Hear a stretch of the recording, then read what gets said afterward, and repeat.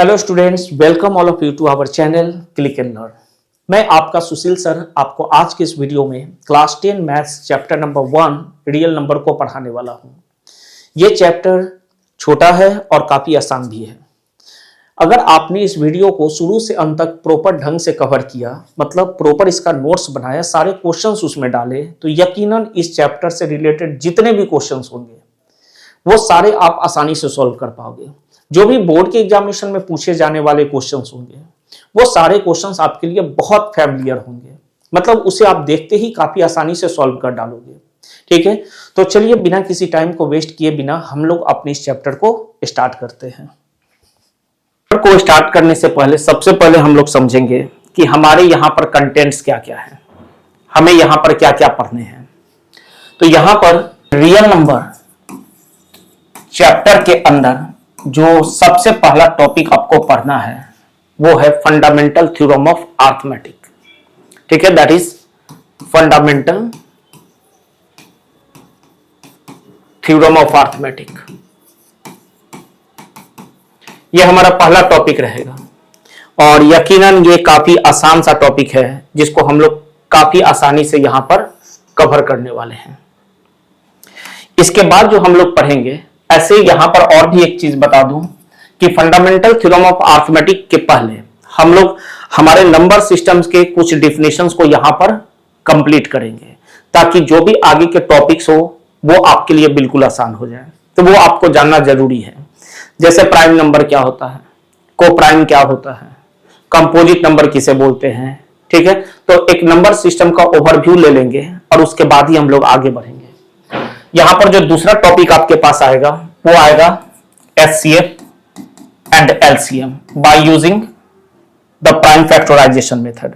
ठीक है, तो प्राइम फैक्टराइजेशन मेथड का यूज करके हमें यहां एचसीएफ और एलसीएम फाइंड आउट करना रहेगा और साथ में हमें यहां फाइंड आउट करना रहेगा या क्वेश्चन सॉल्व करने रहेंगे कुछ ऐसे वर्ड प्रॉब्लम्स जो कि एचसीएफ और एलसीएम पर बेस्ड होंगे। ठीक है ना, तो हमारे पास यहां कुछ वर्ड प्रॉब्लम्स भी रहेंगे। इन प्रॉब्लम्स को सॉल्व करना है एचसीएफ और एलसीएम का यूज करके। तो यकीनन यहां पर कुछ ट्रिक्स है, कुछ टिप्स है जो कि आपको ये जितने भी क्वेश्चंस होंगे वो काफी आसान लगेंगे। ठीक है, इसके बाद जो हमारे पास आएगा एचसीएफ और एलसीएम के बाद वर्ड प्रॉब्लम्स करने के बाद हमारे पास आएगा real rational number and irrational number. ठीक है, इनके डेफिनेशंस को हम लोग यहां पर देखेंगे, रेशनल एंड इरेशनल नंबर। ठीक है, इनके डेफिनेशन को देखने के बाद हमारे पास जो लास्ट टॉपिक है वो है proof of irrationality. Proof of irrationality. ठीक है, इस तरीके से हम लोग अपने इस चैप्टर को कंप्लीट कर पाएंगे। ठीक है, और ये सारी चीजें जो है बहुत ही आसान है, बहुत डिफिकल्ट कुछ भी नहीं है। यहां पर कुछ जगह पर टिप्स काम आएंगे, वो आपको ध्यान में रखने हैं। ठीक, तो चलिए हम लोग अपने इस टॉपिक को, अपने इस चैप्टर को स्टार्ट करते हैं बाय इंट्रोड्यूसिंग नंबर सिस्टम। तो नंबर सिस्टम को यहां इंट्रोड्यूस करने के लिए हमारे पास ये एक तरीके का फ्लो चार्ट है और हमें यहां देखना है कि हमारा जो हेड ऑफ द फैमिली है वो क्या है। Head of the family real number है। रियल नंबर के दो पार्ट्स हो जाते हैं, rational number and irrational number. अपनी जगह पर इनके डेफिनेशंस मिल जाएंगे, बॉटम वाले डेफिनेशन हम लोग यहां कलेक्ट कर लेंगे। फर्दर रेशनल नंबर फ्रैक्शन और इंटीजर्स में डिवाइड हो जाता है। इंटीजर्स निगेटिव इंटीजर और होल नंबर में डिवाइड होता है और होल नंबर जीरो और नेचुरल नंबर में डिवाइड होता है। मतलब हमारे पास जो बॉटम में है नेचुरल नंबर, जो कि सभी लोगों को पता होगा ये क्या होता है। नेचुरल नंबर का डेफिनेशन है all counting numbers are natural numbers. ठीक है, तो यहां आ जाता है 1 2 3 4 5 एंड सो ऑन। अगर इसी नेचुरल नंबर में हम जीरो को ऐड कर दें, ठीक है, जीरो को ऐड कर दिया जाए तो नेचुरल नंबर प्लस जीरो जो होता है ये कंबाइंडली आपको होल नंबर दे देगा।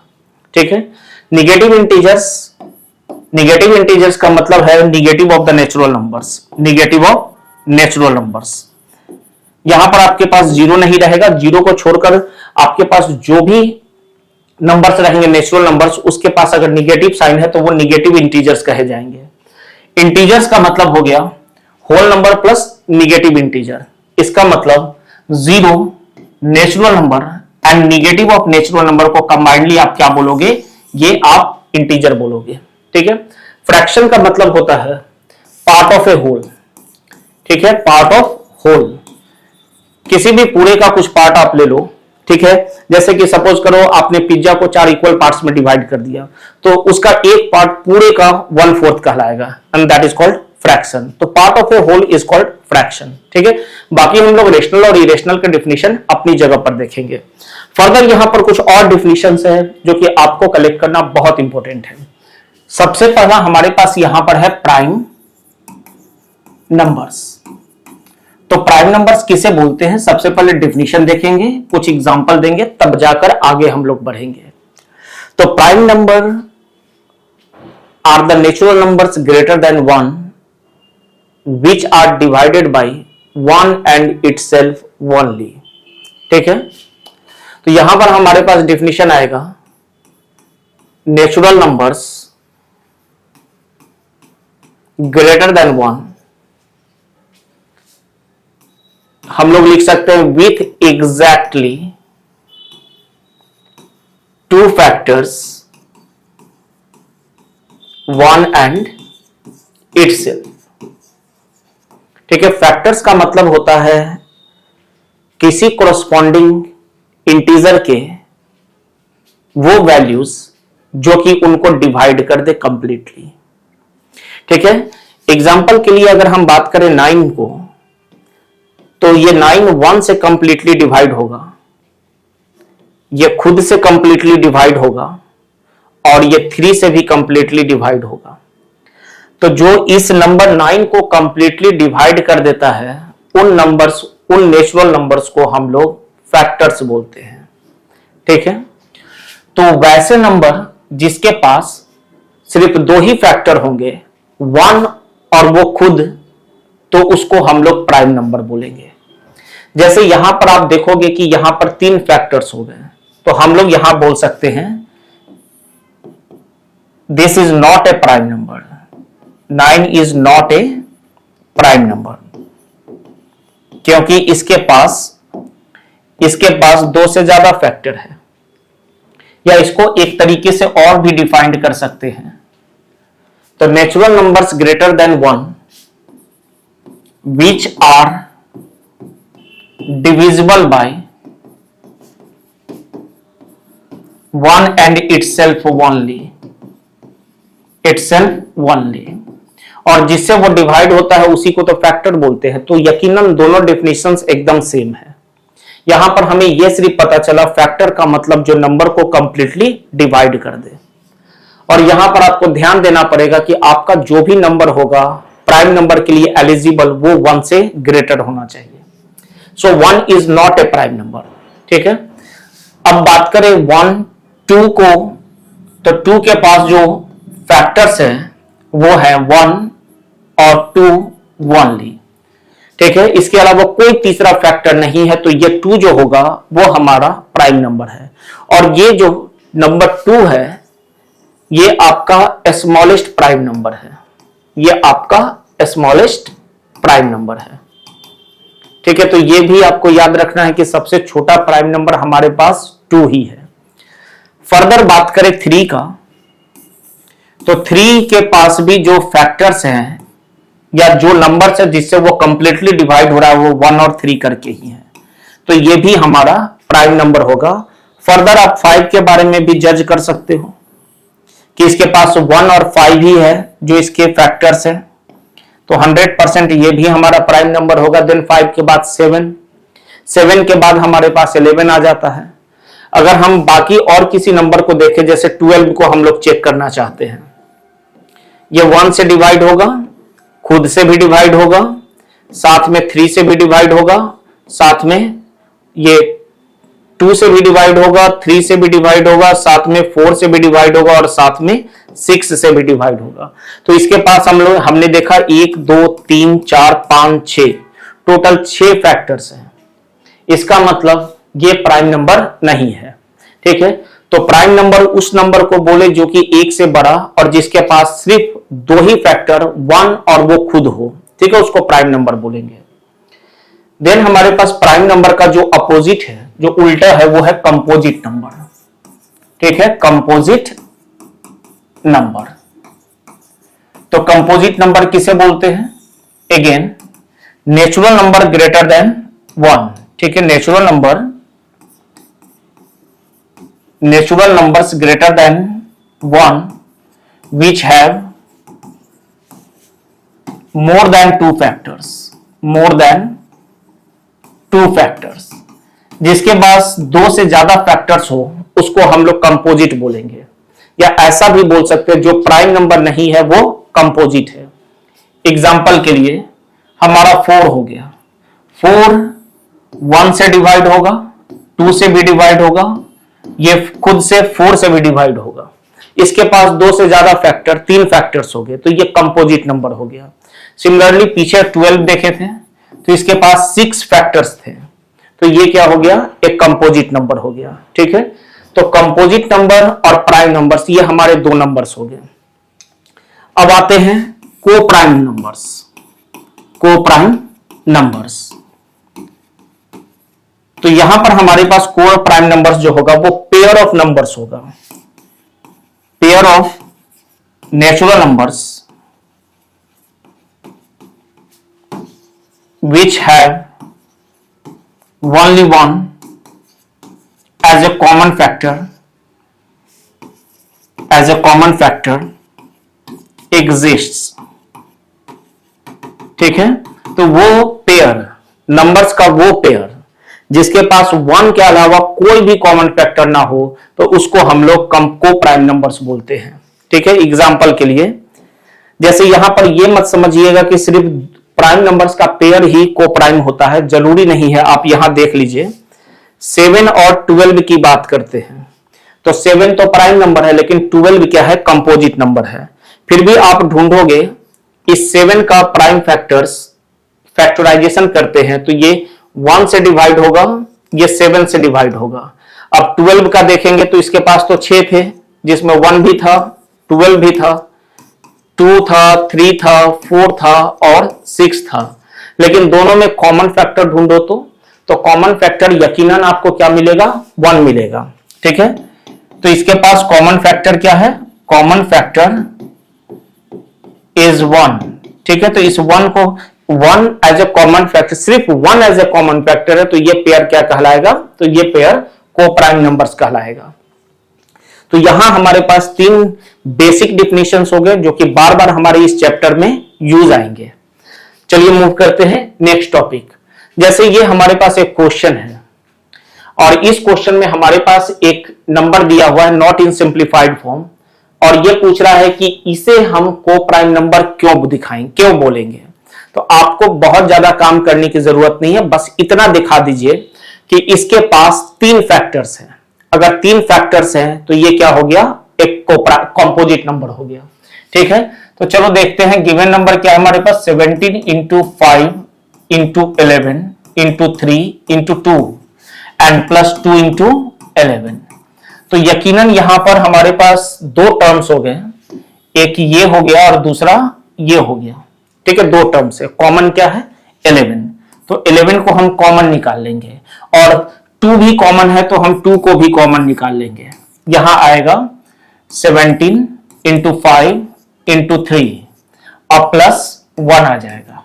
ठीक है, अब इसको हम लोग सॉल्व कर लेंगे। ऑलरेडी 2 फैक्टर्स यहां पर हमें दिख रहे हैं, इसको सॉल्व करेंगे तो 85 into 3, so 85 into 3 is 255 and plus 1 is 256। तो आप ऑलरेडी कितना आप फैक्टर्स देख रहे हो? तो 3 फैक्टर्स देख रहे हो। ठीक है, तो since the given number has more than 2 factors, so it is composite number। इसलिए ये क्या हो गया? कंपोजिट नंबर हो गया, क्योंकि हम साफ साफ देख रहे हैं कि हमारे पास कितने फैक्टर्स है? तो 2 से ज्यादा, मतलब 3 फैक्टर्स हैं, इसलिए ये क्या कहलाएगा? कंपोजिट नंबर कहलाएगा। ठीक है, मूव करते हैं आगे। Next is prime factorization. Prime factorization करने के बाद हम लोग देखेंगे फंडामेंटल थ्योरम ऑफ अरिथमेटिक क्या होता है। ठीक है, तो प्राइम फैक्टराइजेशन क्या है? तो it is the process of expressing, it is the process of expressing any number, any given number, and that is your natural number. Any given natural number as a product of its prime factors is called prime factorization. तो आपके पास जो भी number रहेगा उस number को उसके prime factors के product के फॉर्म में अगर आप रिप्रेजेंट करते हो तो उसी प्रोसेस को हम लोग प्राइम फैक्टराइजेशन मेथड बोलते हैं। एग्जांपल के लिए, let you have 24 as a given number. आपके पास 24 एक नंबर दिया गया है, तो इसका प्राइम फैक्टराइजेशन कैसे करना चाहिए? तो फैक्टर्स तो वही होते हैं जो इसको डिवाइड कर दें। तो चलिए 24 को हम लोग सबसे छोटे नंबर 2 से डिवाइड करते हैं। डिवाइड होने के बाद हमारे पास 12 आएगा। फर्दर इस 12 को वापस से हम अपने छोटे प्राइम फैक्टर प्राइम नंबर 2 से ही डिवाइड करने की कोशिश करेंगे तो हमारे पास 6 आ जाएगा। फिर अगेन ये 2 से डिवाइड हो रहा है तो हमारे पास 3 आ जाएगा। और जो आपके पास बच रहा है लास्ट नंबर 3, वो खुद में ही एक प्राइम नंबर है, तो फर्दर आपको डिवाइड करने की जरूरत नहीं है। तो इसका जो प्राइम फैक्टराइजेशन हो गया वो हो गया 2 इंटू 2 इंटू 2 इंटू 3। तो देखिए हमने अपने नंबर 24 को as a product of prime numbers यहां एक्सप्रेस कर दिया। इसी को बोला जाता है prime factorization of number 24। Similarly अगर आपके पास 33 है तो इसे आप डायरेक्ट 3 इंटू 11 लिखोगे। देखिए ये दोनों आपके प्राइम नंबर्स हैं और दोनों के प्रोडक्ट करेंगे तो 33 आ जाएगा। तो 33 गिवन नंबर को हम लोग प्राइम नंबर्स के प्रोडक्ट के फॉर्म में रिप्रेजेंट कर पा रहे हैं, तो ये 33 का प्राइम फैक्टराइजेशन कहलाएगा। सिमिलरली एक और लेते हैं हम लोग, जैसे लेट 12 है, तो 12 को हम लोग 4 इंटू 3 लिखेंगे, लेकिन 4 यहां प्राइम नंबर नहीं है। ठीक है, तो हम 4 को 2 इंटू 2 लिख लेंगे। तो अब जाकर यहां पर आपके पास ये तीनों नंबर्स जो आपको दिख रहे हैं ये प्राइम नंबर्स हैं, तो ये आपका कहलाएगा 12 का प्राइम फैक्टराइजेशन। ठीक है, तो इस तरीके से हम अपने किसी भी नंबर का प्राइम फैक्टराइजेशन कर सकते हैं, उसे प्राइम नंबर्स के प्रोडक्ट के फॉर्म में एक्सप्रेस कर सकते हैं। ठीक है, चलिए मूव करते हैं आगे की तरफ। अगला जो टॉपिक हमारे पास है, नो डाउट प्राइम फैक्टराइजेशन के बाद ये टॉपिक है फंडामेंटल थ्योरम ऑफ अरिथमेटिक। हालांकि इसका डेफिनेशन देखोगे तो वो अजीब लगेगा, एक बार में अगर समझने की कोशिश करोगे तो वो शायद ही समझ में आए। ठीक है, लेकिन फिर भी हम लोग डेफिनेशन से ही स्टार्ट करेंगे। ठीक है, लेकिन बात कर लेते हैं फंडामेंटल थ्योरम ऑफ अरिथमेटिक का और क्या क्या नाम है। तो इसको हम लोग यूनिक फैक्टराइजेशन थ्योरम भी बोलते हैं। ठीक है, यूनिक फैक्टराइजेशन थ्योरम, और साथ में इसको हम लोग प्राइम फैक्टराइजेशन थ्योरम भी बोलते हैं। Prime factorization theorem.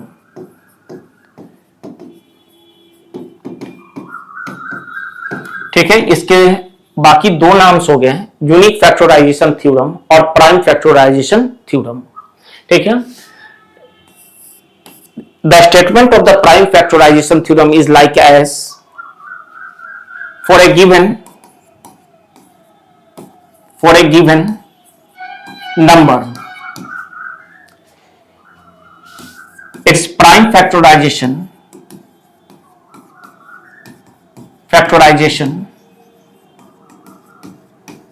is unique irrespective of the order of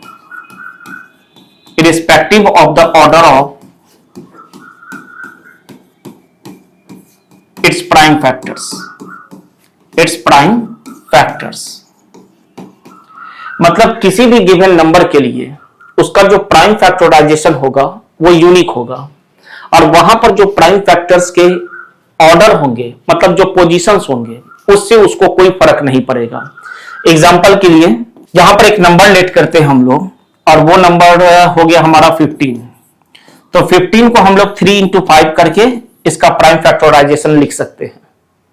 ठीक है, अब ये 3 इंटू 5 को आप 5 इंटू 3 भी लिखोगे तो ये किसी अदर नंबर को रिप्रेजेंट नहीं करेगा, या बाकी किसी भी नंबर का प्राइम फैक्टराइजेशन 3 इंटू 5 या 3 और 5 के प्रोडक्ट में नहीं हो सकता है। ये जो आपका 3 और 5 का जो प्राइम फैक्टर्स है, 3 और 5 प्राइम फैक्टर्स है, इसका जो प्रोडक्ट है वो एक यूनिक नंबर को ही रिप्रेजेंट करेगा। तो देखो डिफिनीशन में कुछ भी नहीं था, ये सिर्फ इतना ही बोल रहा है कि अगर हमारे पास कोई भी गिवन नंबर है, कोई भी गिवन नंबर है, तो उसका जो प्राइम फैक्टराइजेशन होगा वो यूनिक होगा। ठीक है, तो वो प्राइम फैक्टर्स के प्रोडक्ट सिर्फ उसी नंबर को रिप्रेजेंट करेंगे, बाकी किसी नंबर के पास वो प्राइम फैक्टर्स प्रेजेंट नहीं रहेंगे जिनके प्रोडक्ट से आप कोई दूसरा नंबर निकाल के ले आओ।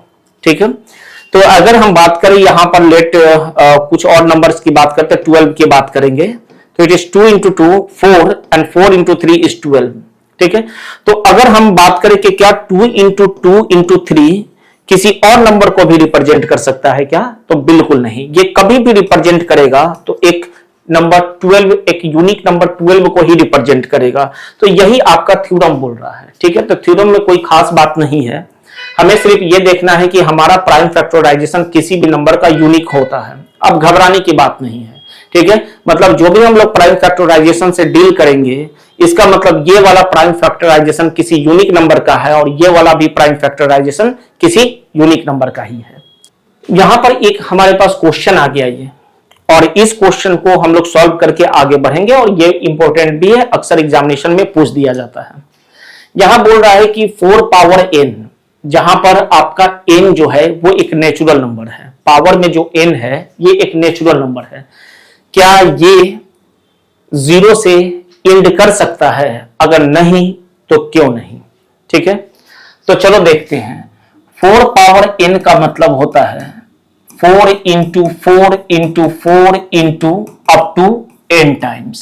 ठीक है, क्या आप यही देख रहे हो? यहां पे ऐसा ही होता है, बिल्कुल।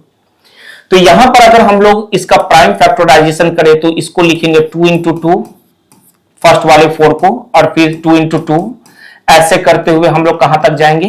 n टाइम्स जाएंगे। ठीक है, तो क्या हम लोग इसे 2 इंटू 2 पावर में n लिख सकते हैं? एग्जैक्टली। तो आप बताओ कि इसके पास टोटल कितने फैक्टर हैं, टोटल कितने डिफरेंट फैक्टर्स हैं, प्राइम फैक्टर्स? तो 4 पावर n के पास केवल 2 ही एक फैक्टर है। ठीक है, यहां पर रिपीट हुआ है तो डिफरेंट नहीं ना, ये दोनों सेम है। तो 4 पावर n के पास क्या है? जस्ट 2 ही एक प्राइम फैक्टर है। ठीक है, for any number to end with 0, and with 0, किसी भी नंबर को 0 से एंड होने के लिए, ठीक है, इसको याद कर लीजिएगा, the number must contain, the number must contain 2 and 5, 2 and 5 का मतलब बोथ, कंबाइंडली दोनों, 2 and 5 as its prime factor, as its prime factors. किसी भी नंबर को 0 होने के लिए उस नंबर के पास ये दोनों प्राइम फैक्टर्स प्रेजेंट होने चाहिए, but the given number 4 power n has only 2 as its prime factor, as its prime factor, so it never ends with 0, so it never ends with 0, this is the explanation, end with 0। ठीक है, एक 4 power n आता है, दूसरा आता है 6 power n। चलो इसको भी समझ लेते हैं। तो 6 पावर n के पास जो प्राइम फैक्टर, जो डिफरेंट प्राइम फैक्टर्स है वो क्या हो जाएंगे? तो 2 and 3। तो वापस से हम लोग क्या लिखेंगे? वापस से लिखेंगे for a number to end with 0, the number must contain 2 and 5 as a prime factor, but the given number has 2 and 3 as a prime factors but not 5। 2 and 3 तो है लेकिन 5 नहीं है, सो इट नेवर एंड्स विथ 0। ऐसे करके आपको explain करना है। कोई भी नंबर आपको देकर पूछ सकता है, जैसे 12 पावर n दे दे तो हम लिखेंगे 2 इंटू 2 इंटू 3 पावर में n। तो इसके पास जो डिफरेंट प्राइम नंबर है वो 2 and 3 है, लेकिन इनमें 5 नहीं है। 5 रहता, 2 है, 5 भी रहता, तब ये 0 से एंड करता। तो हम क्या बोलेंगे, the given number 12 power n doesn't have 2 and 5 both as a prime number, prime factor, so it never ends with 0। ऐसे करके हम लोग इस टाइप के क्वेश्चंस का जवाब देंगे। ठीक है, अब यहां पर जैसे एक और हमारे पास क्वेश्चन है, इस टाइप के भी क्वेश्चन जो है एमसीक्यू में अभी पूछे जा रहे हैं। यहां पर बोल रहा है कि आपके पास 196 एक नंबर गिवन है और इस नंबर का प्राइम फैक्टराइजेशन करिए और जो फैक्टर्स के पावर डेवलप होंगे उनका जो एडिशन होगा वो क्या होगा। तो चलो हम देखते हैं, हमारे पास 196 है, तो सबसे पहले 2 से डिविजिबल है ये, क्योंकि लास्ट डिजिट देखकर हम पहचान सकते हैं, तो डिवाइड करके आगे बढ़ते हैं। ठीक है, तो 2 9s are 18 and 8। ठीक है, फर्दर 2 से डिवाइड होगा तो 2 4 8 and 9 and here it is 7 7। तो 196 का जो प्राइम फैक्टराइजेशन हो गया वो है 2 into 2 that is 2 square and 7 into 7 that is 7 square। तो जो इसके पावर्स है, जो एक्सपोनेंट्स है वो क्या है, 2 and 2, तो उसी एक्सपोनेंट्स का सम पूछ रहा है, तो दैट इज 4। ये आपका 4 यहां आंसर हो जाएगा। ठीक है, तो इस तरीके से इतने आसान क्वेश्चंस का हम लोग यहां पर जवाब दे सकते हैं। नेक्स्ट, अब हम अगला टॉपिक आ गया, हम लोग एक पड़ाव पार कर चुके हैं। अब इस अगले टॉपिक में हमारे पास है HCF, that is highest common factor. ठीक है, अब नाम से ही आपको समझना है, highest common factor, highest common factor, तो दो नंबर्स के जो HCF होंगे वो एक कॉमन फैक्टर होगा, सबसे बड़ा फैक्टर होगा। और फैक्टर क्या करता है, अपने फैक्टर नंबर्स को डिवाइड करता है। जैसे यहां पर अगर हम बात करें, इंपॉर्टेंट पॉइंट है, लास्ट में हम लोग इसको कलेक्ट करेंगे। ठीक है, जैसे HCF की बात करते हैं, दो नंबर्स मान लेते हैं A B का HCF C आ गया, तो बाबू ये C जो है ये AB का हाईएस्ट कॉमन फैक्टर है। ठीक है, मतलब C is a factor of A, that means C divide से, अगर C A का फैक्टर है तो C A को डिवाइड करेगा। एंड ऑल्सो कॉमन है तो C is also factor of B, C is also a factor of B, factor of B, इसका मतलब C B को भी डिवाइड करेगा। मतलब HCF हमारा क्या करता है, HCF जो है, HCF of AB is equal to C, then C divides both A and B। ठीक है, A and B, तो इंपॉर्टेंट है बाबू, ये इसे आपको कलेक्ट करके रखना है कि हमारा जो भी HCF होगा वो डिवाइड करेगा। ये हमारे वर्ड प्रॉब्लम्स में बहुत काम आएंगे, जो डिवाइड करता है वो HCF होता है। तो जरूरी रहेगा कि अगर हमारे क्वेश्चन में ऐसे नंबर को ढूंढना है कि जो कि डिवाइड करने वाला है, इसका मतलब डिवाइड करने वाला HCF होगा, तो वो क्वेश्चन HCF का हो जाएगा। ठीक है, यहां पर सिर्फ यही क्वेश्चन में मुश्किल पड़ती है कि HCF का है या LCM का है। तो पहला पॉइंट हो गया कि अगर डिवाइड करने वाले नंबर को ढूंढना है, इसका मतलब HCF का क्वेश्चन है। ठीक है, चलो देखते हैं किसी भी दो नंबर्स के HCF हम लोग कैसे निकालेंगे या उसका डेफिनेशन क्या है। तो HCF या दो या तीन या कुछ भी, HCF of given numbers is the common factors, is the product of common factors, is the product of common factors, product of common factors containing least power। ठीक है, एग्जाम्पल से इसे हम एक्सप्लेन करेंगे। बस इतना समझ लो कि HCF के पास क्या होना चाहिए, तो कॉमन फैक्टर होना चाहिए। पहला पॉइंट, HCF के पास क्या होना चाहिए, तो कॉमन फैक्टर होना चाहिए। और दूसरा पॉइंट क्या होना चाहिए, तो कॉमन फैक्टर में जो छोटा पावर रहेगा उसे ही उठाकर रखना है। ठीक है, HCF में क्या रहेगा, कॉमन फैक्टर रहेगा, और उस कॉमन फैक्टर में जो छोटा पावर रहेगा उसे ही हमें एक्सेप्ट करना है। ठीक है, तो चलो ये डेफिनेशन तो हो सकता है दिमाग में गया चाहे ना गया, लेकिन जब एग्जांपल आएगा तो ये कंप्लीटली आपके दिमाग में जाएगा। ठीक है, जैसे कोई भी दो नंबर से लेते हैं हम लोग, हमें एचसीएफ फाइंड आउट करना है। लेट कर लेते हैं यहां, लेट इट इज 12 एंड 24, ठीक है, या इसको हम लोग कर लेते हैं लेट इट इज 32, ठीक है, ये ठीक रहेगा। 12 और 32 का हमें एचसीएफ फाइंड आउट करना है। तो आपको क्या करना है कि 12 का प्राइम फैक्टराइजेशन लिखना है। तो चलिए लिखते हैं 4 into 3 that is 2 square into 3। उसके बाद 32 का हमें प्राइम फैक्टराइजेशन लिखना है, ठीक है। 32 का मतलब इट इज 8 इंटू 4, 8 का मतलब 2 क्यूब और 4 का मतलब 2 स्क्वायर, तो डेफिनेटली इट इज 2 का पावर 5, ठीक है, 2 का पावर 5। अब यहां पर आपको इन दोनों का एचसीएफ अगर पता करना है तो आपको ढूंढना पड़ेगा यहां पर कि कॉमन फैक्टर्स कहां है। कॉमन फैक्टर्स, तो यहां पर 2 एज ए कॉमन फैक्टर दोनों में है। अब बाकी कोई भी ऐसा फैक्टर नहीं है जो कि कॉमन है। इसके पास तो सिर्फ 2 ही था और उसके पास भी 2 है, तो 2 इज ए कॉमन फैक्टर, ठीक है। तो एचसीएफ जो होगा बाबू, वो सबसे पहले कॉमन फैक्टर को लिखेंगे। कॉमन फैक्टर को लिखने के बाद देखेंगे कहां पावर कम है। यहां पावर 5, वहां 2 है, तो छोटा पावर कौन है, तो वह 2 है, तो यहां 2 लिख देना है। 2 स्क्वायर का मतलब इट इज 4, तो इन दोनों नंबर्स का जो एचसीएफ हो गया वो क्या हो गया, 4 हो गया। वेरी सिंपल, ठीक है। कुछ और काम करते हैं यहां पर और ज्यादा क्लियर करते हैं। सपोज करो आपके पास कोई p करके नंबर है और इसका प्राइम फैक्टराइजेशन जो है वो x cube y square and z है, ठीक है।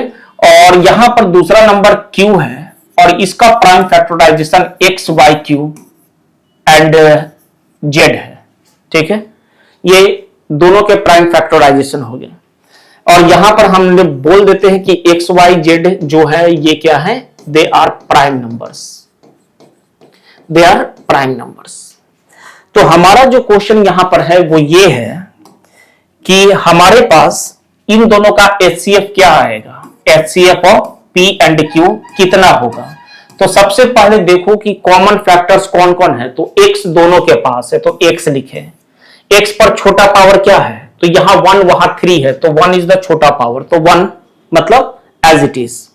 फिर y भी दोनों में कॉमन है तो y लिखेंगे, छोटा पावर 2 कॉमन, फिर z भी है दोनों में और दोनों का पावर सेम है, तो कुछ भी किसी का पावर आप यहां पर बैठा दो, तो ये क्या हो गया, इन दोनों नंबर्स का एचसीएफ हो गया। तो ऐसे क्वेश्चंस आ सकते हैं।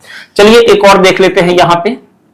जैसे हमारे पास लेट करो वापस से a करके कोई नंबर है and it is x square y square z square, और b करके कोई नंबर है it is y z square, ठीक है। तो अब हमारे पास वापस से इसका एचसीएफ पूछ रहा है, HCF of a and b, ठीक है। तो आप देखो तो क्या x दोनों में है, अगर x दोनों में नहीं है तो ये कॉमन नहीं है, तो इसे हम उठाएंगे ही नहीं। क्या y दोनों में है, एग्जैक्टली छोटा पावर क्या है, तो y ही है, y का पावर 1। z दोनों में है, एग्जैक्टली तो कॉमन हो गया, और दोनों जगह पावर सेम है तो हम यहां किसी का पावर बैठा देंगे, तो ये आपका yz स्क्वायर इसका एचसीएफ हो गया, ठीक है। Very simple. अब कुछ और पॉइंट्स यहां कलेक्ट कर लेते हैं जिससे हमारे पास यहां पर जो वर्ड प्रॉब्लम्स आए या कुछ भी आए, असर्शन रीजन आए, तो हमारे लिए बेनिफिट रहे, ठीक है। तो कुछ इंपॉर्टेंट पॉइंट्स, सबसे पहला HCF of A b completely divides the numbers a and b. First point, जो एचसीएफ है वो कॉमन फैक्टर है, मतलब फैक्टर है तो वो नंबर्स को 100% डिवाइड करेगा। दूसरा, जो एचसीएफ होगा दो नंबर्स का, जब हम मान लेते हैं कि जो हमारा ए है वो बी से बड़ा है, ठीक है, तो एचसीएफ जो होगा बाबू, एचसीएफ इज इक्वल टू हम यहां पर सी कर लेते हैं, सी हमारा एचसीएफ क्या है, इन दोनों नंबर्स का सी है। तो जो एचसीएफ होगा वो हमेशा छोटा रहेगा या बराबर रहेगा छोटे वाले नंबर के, ठीक है। डेफिनेटली बड़े वाले नंबर से ये छोटा ही रहेगा, तो हमारा एचसीएफ जो रहेगा वो हमेशा गिवन नंबर से छोटा रहने वाला है।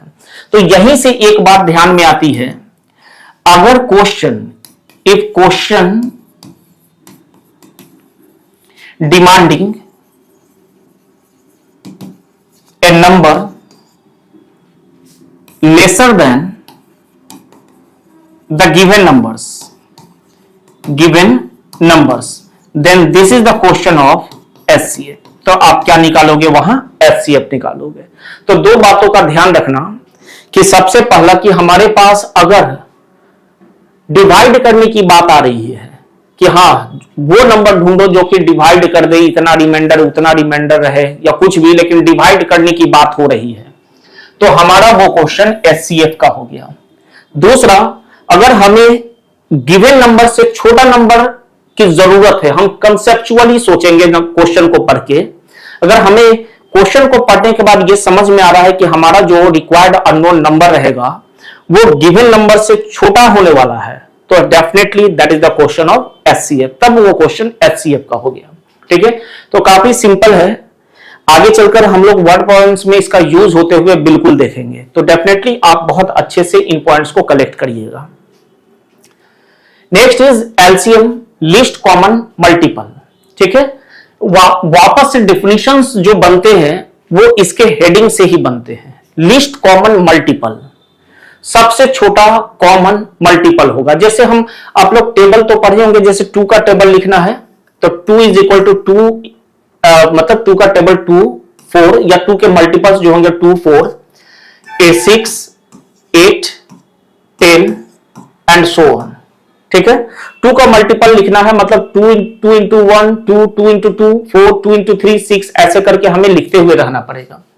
और यहीं पर अगर हम 3 का या कुछ और ले लीजिए आप, चलिए हम 3 का ही लेते हैं, तो ये आ जाएगा 3 6 9 एंड 12 एंड सो ऑन। ठीक है, तो अब इन दोनों के मल्टीपल्स हमारे पास आ चुके हैं।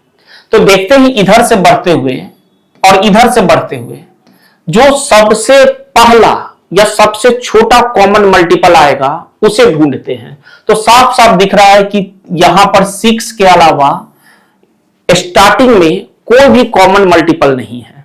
तो ये जो 6 होगा ना बाबू, ये 6 जो होगा वो least common multiple of 2 and 3 है। ये क्या है? ये कॉमन मल्टीपल है लेकिन सबसे छोटा है, तो ये क्या है? Least common multiple of 2 and 3 है। ठीक है, least common multiple of 2 and 3 का मतलब हो गया कि ये 6 जो है वो एलसीएम ऑफ 2 एंड 3 है। ठीक है, तो this is the basic definition of the LCM, कि एलसीएम में हमारे पास 2 या 3 या 4 नंबर्स रहेंगे तो उनका मल्टीपल क्रिएट करना है। वो सबसे छोटा नंबर जो सबके पास रहेगा, वो छोटा नंबर जो सबके पास मतलब कॉमन रहेगा, उसी को हम लोग गिवन नंबर्स का एलसीएम बोल देंगे। तो वेरी सिंपल। सेकेंड थिंग, इसका प्राइम फैक्टराइजेशन में डिफिनेशन कैसे क्रिएट करना है। प्राइम फैक्टराइजेशन, ये प्राइम फैक्टराइजेशन नहीं है, यहां हमने मल्टीपल क्रिएट करके कॉमन डायरेक्ट ढूंढ लिया, लेकिन यहां हम लोग इस चैप्टर में बाय यूजिंग प्राइम फैक्टराइजेशन ही एलसीएम को फाइंड आउट करेंगे। तो प्राइम फैक्टराइजेशन का यूज करके एलसीएम का क्या डिफिनेशन है, यह हमें समझने की जरूरत पड़ेगी। तो चलिए देखते हैं। तो प्राइम फैक्टराइजेशन मेथड बोलता है it is the product of each prime factors, each different prime factors कर लीजिए, ज्यादा अच्छा रहेगा। each different prime factors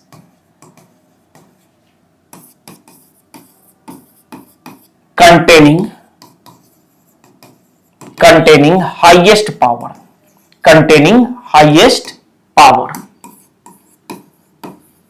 of the given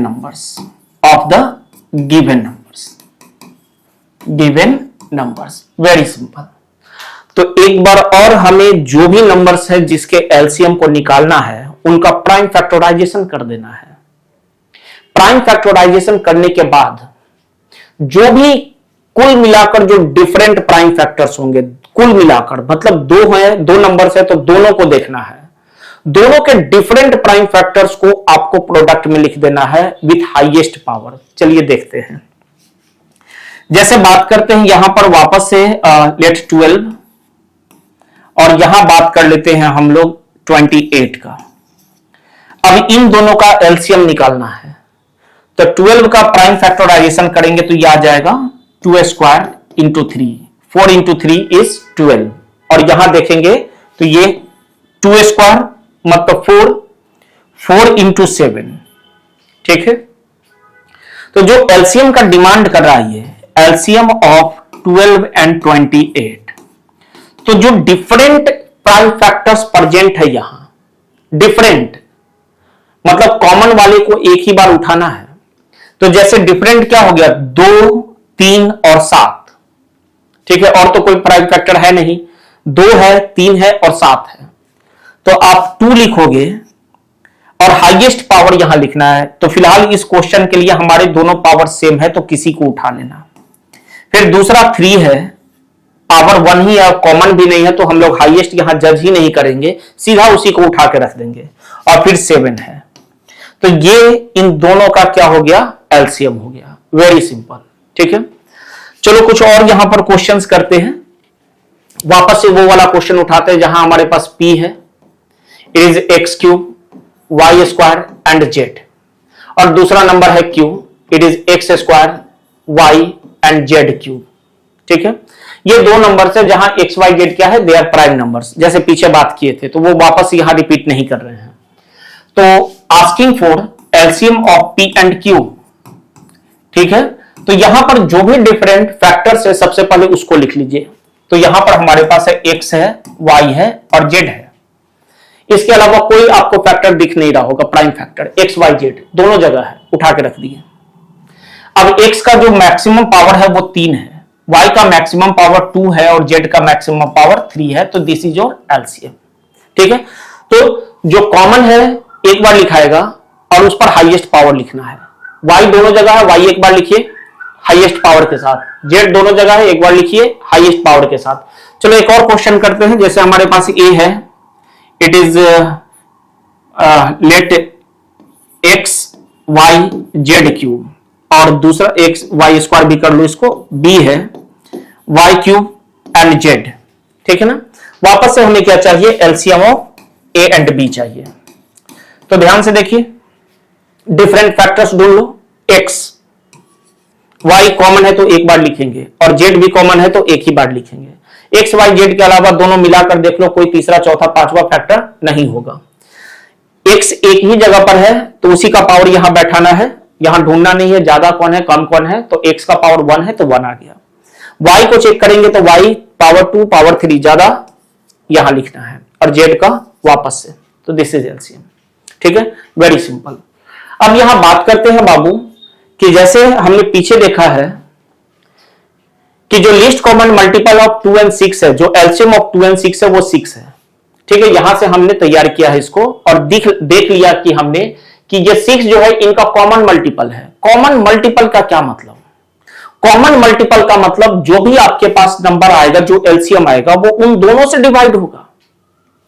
मतलब एलसीएम जो है वो कॉमन मल्टीपल है, नंबर्स के कॉमन मल्टीपल है, इसका मतलब नंबर्स उनको डिवाइड करेगा। तो एलसीएम डिवाइड होता है, ठीक है। कुछ इंपॉर्टेंट पॉइंट्स कलेक्ट करते हैं। तो एलसीएम जो है बाबू, एलसीएम ए बी का जो भी आए दैट इज सी आ गया, इसका मतलब A is a factor of C and B is a factor of C, ठीक है, factor of C.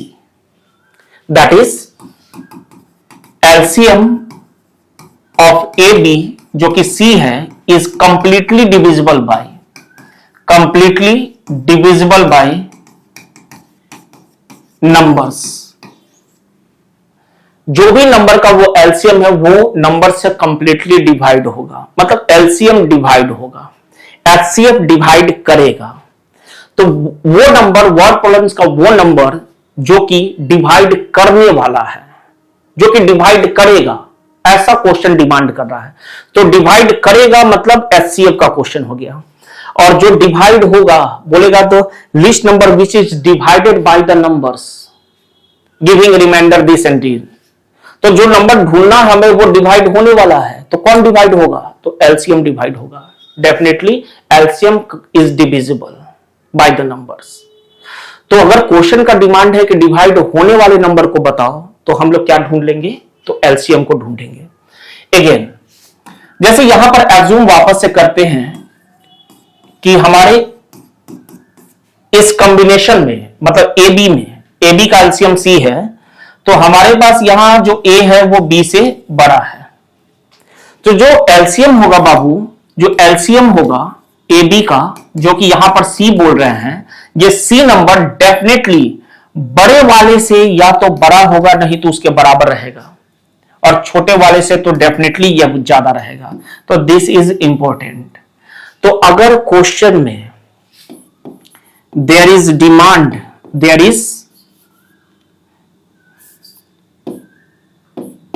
Is demand for a greater number than given numbers, then definitely this is the case of LCM। तब आप LCM ढूंढो, तब आप क्या ढूंढोगे, आप LCM ढूंढोगे। आप क्या ढूंढने वाले हो, तब आप LCM ढूंढने वाले हो। अगर आपका क्वेश्चन डिमांड कर दिया कि नहीं जो नंबर चाहिए, जो हमें जरूरत है, या अब हम अपने कंसेप्ट से क्वेश्चन को पढ़ के ये सोच पा रहे हैं कि नहीं जो नंबर मिलेगा वो गिवन नंबर से बड़ा होना चाहिए, तो गिवन नंबर से बड़ा होने का मतलब क्या हो गया, वो एलसीएम का क्वेश्चन हो गया। वहां आप आंख बंद करके एलसीएम को फाइंड आउट कर दीजिए। ठीक है, तो यहां पर ये हमारे बेसिक्स हो गए एचसीएफ के और एलसीएम के। ठीक, अब आगे चलकर हम लोग कुछ क्वेश्चंस ट्राई करते हैं और देन वर्ड प्रॉब्लम्स की तरफ चलेंगे। तो ये हमारे पास सबसे पहला क्वेश्चन है।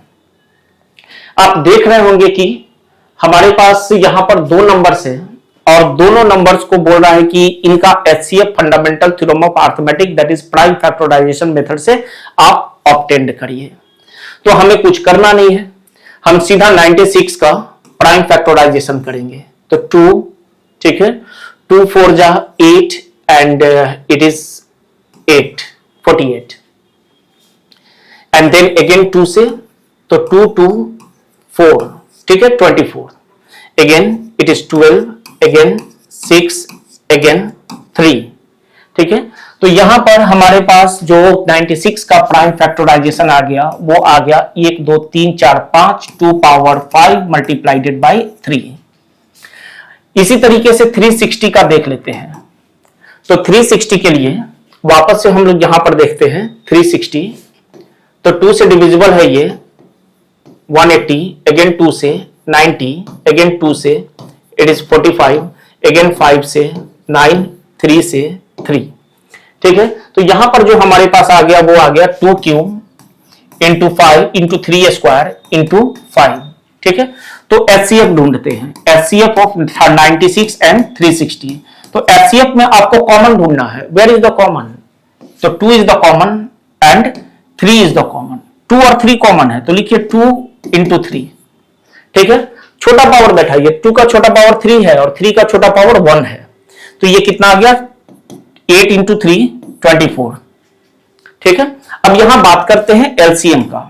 तो एलसीएम में जितने डिफरेंट फैक्टर्स हो सबको उठाकर यहां रख दो, डिफरेंट 2 3 5 2 3 5 सिंपल। ठीक है, इसके अलावा कोई फैक्टर नहीं है। हाईएस्ट पावर बैठाइए 5, 3 का स्क्वायर एंड 5। ठीक है, तो 2 power 5 is 32, 3 square is 9 and it is 5। 32 into 45, ठीक है, 32 इंटू 45। ठीक है, तो यह आ जाएगा हमारे पास 0 4 एंड 4 1, तो इट इज 1440। ठीक है, it is your answer. Very simple, इस टाइप के क्वेश्चंस आप बना पाओगे। चलिए मूव करते हैं आगे की तरफ। अब ये हमारे पास अगला क्वेश्चन है।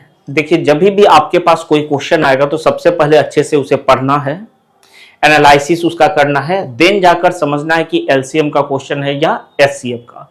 उसके बाद ही हम लोग आगे बढ़ेंगे। जैसे बोल रहा है कि find the list number which when divided by, मतलब हमें वो नंबर चाहिए जो कि डिवाइड होगा। तो जो डिवाइड होता है वो होता है एलसीएम। लेकिन अगर हम गिवन चारों नंबर्स का एलसीएम निकाले तो वो कंप्लीटली डिविजिबल होगा इन चारों से, और हमें रिमाइंडर 7 चाहिए। तो कंप्लीटली डिविजिबल में अगर हम 7 जोड़ दें तो वो हमारा 7 क्या बच जाएगा, एज ए रिमाइंडर बचेगा। जैसे मान लीजिए कि आपके पास 18 है और ये 9 से कंप्लीटली डिविजिबल है, ठीक है, लेकिन जब हम 18 में 2 जोड़ देंगे तो ये क्या हो जाएगा 20। हम और अगर आप अब 9 से इसे डिवाइड करते हो तो 9 2 18 हो जाएगा और रिमाइंडर आपका 2 बच जाएगा। मतलब जो जोड़ा हुआ नंबर है कंप्लीटली डिविजिबल में एज ए रिमाइंडर हमारे पास आ सकता है, ठीक है। तो यहां पर भी हमारे पास वही करना है। देखने तो समझ में आ गया कि ये एलसीएम का क्वेश्चन है, लेकिन इनका एलसीएम कंप्लीटली डिविजिबल होगा, लेकिन हमें 7 रिमाइंडर चाहिए। तो हमें क्या करना है, 7 एलसीएम में जोड़ देना है ताकि वो हमेशा के लिए रिमाइंडर हमारा बच जाए। तो क्या लिखेंगे, डायरेक्ट इसका सॉल्यूशन हम लोग लिख सकते हैं, required number is equal to LCM of the given 4 numbers and plus 7, ठीक है। ये हमारा रिक्वायर्ड नंबर हो गया। उसके बाद हमें क्या करना है, इन चारों का एलसीएम निकालना है। तो हम लोग इनका प्राइम फैक्टराइजेशन करेंगे। It is 4 into 3, so 2 square into 3। 16 का अगर हम देखेंगे तो 2 पावर 4। 24 का देखेंगे तो 8 into 3, that is 2 cube into 3। And 36 का देखेंगे तो ये आ जाएगा 9 into 4, that is 2 square into 3 square. तो 3 square is 9 and 9 into 4 is 36। तो एलसीएम बाबू क्या निकल के आ जाएगा इसका, तो LCM is equal to LCM of 12, 16, 24 and 36 is equal to, सबसे पहले आपके पास जो भी डिफरेंट फैक्टर्स है सबको यहां पर लिख लो। 2 and 3 ओनली, यही हमारे पास 2 डिफरेंट फैक्टर्स है। ज्यादा पावर बैठाना है तो 2 का मैक्सिमम पावर 4 दिख रहा है और 3 का मैक्सिमम पावर स्क्वायर दिख रहा है। And 2 power 4 is 16 and here it is 9 square is 3 square is 9, 16 into 9 is 144, ठीक है। So required number is equal to, so required number हमारे पास जो भी नंबर हमारा रिक्वायर्ड है that is equal to 144 and plus 7, ठीक है। तो ये आ जाएगा 151 इज योर आंसर, ठीक है। तो इस तरीके से आप यहां सॉल्यूशन अपना कर सकते हो। चलिए मूव करते हैं अगले क्वेश्चन की तरफ। देखिए ये हमारे पास नेक्स्ट क्वेश्चन है। अब यहां हमारे पास अगला ये एलसीएम का क्वेश्चन है कि एचसीएफ का, सबसे पहले उसे वॉच करते हैं। तो find the largest number which divides, मतलब जो डिवाइड करेगा। तो कौन डिवाइड करता है, तो एचसीएफ डिवाइड्स, एचसीएफ डिवाइड्स। तो ये क्वेश्चन हो गया हमारा एचसीएफ का, मतलब हमें यहां एचसीएफ फाइंड आउट करना है। लेकिन इस केस में हमारे पास जो रिमाइंडर्स हैं वो डिफरेंट है।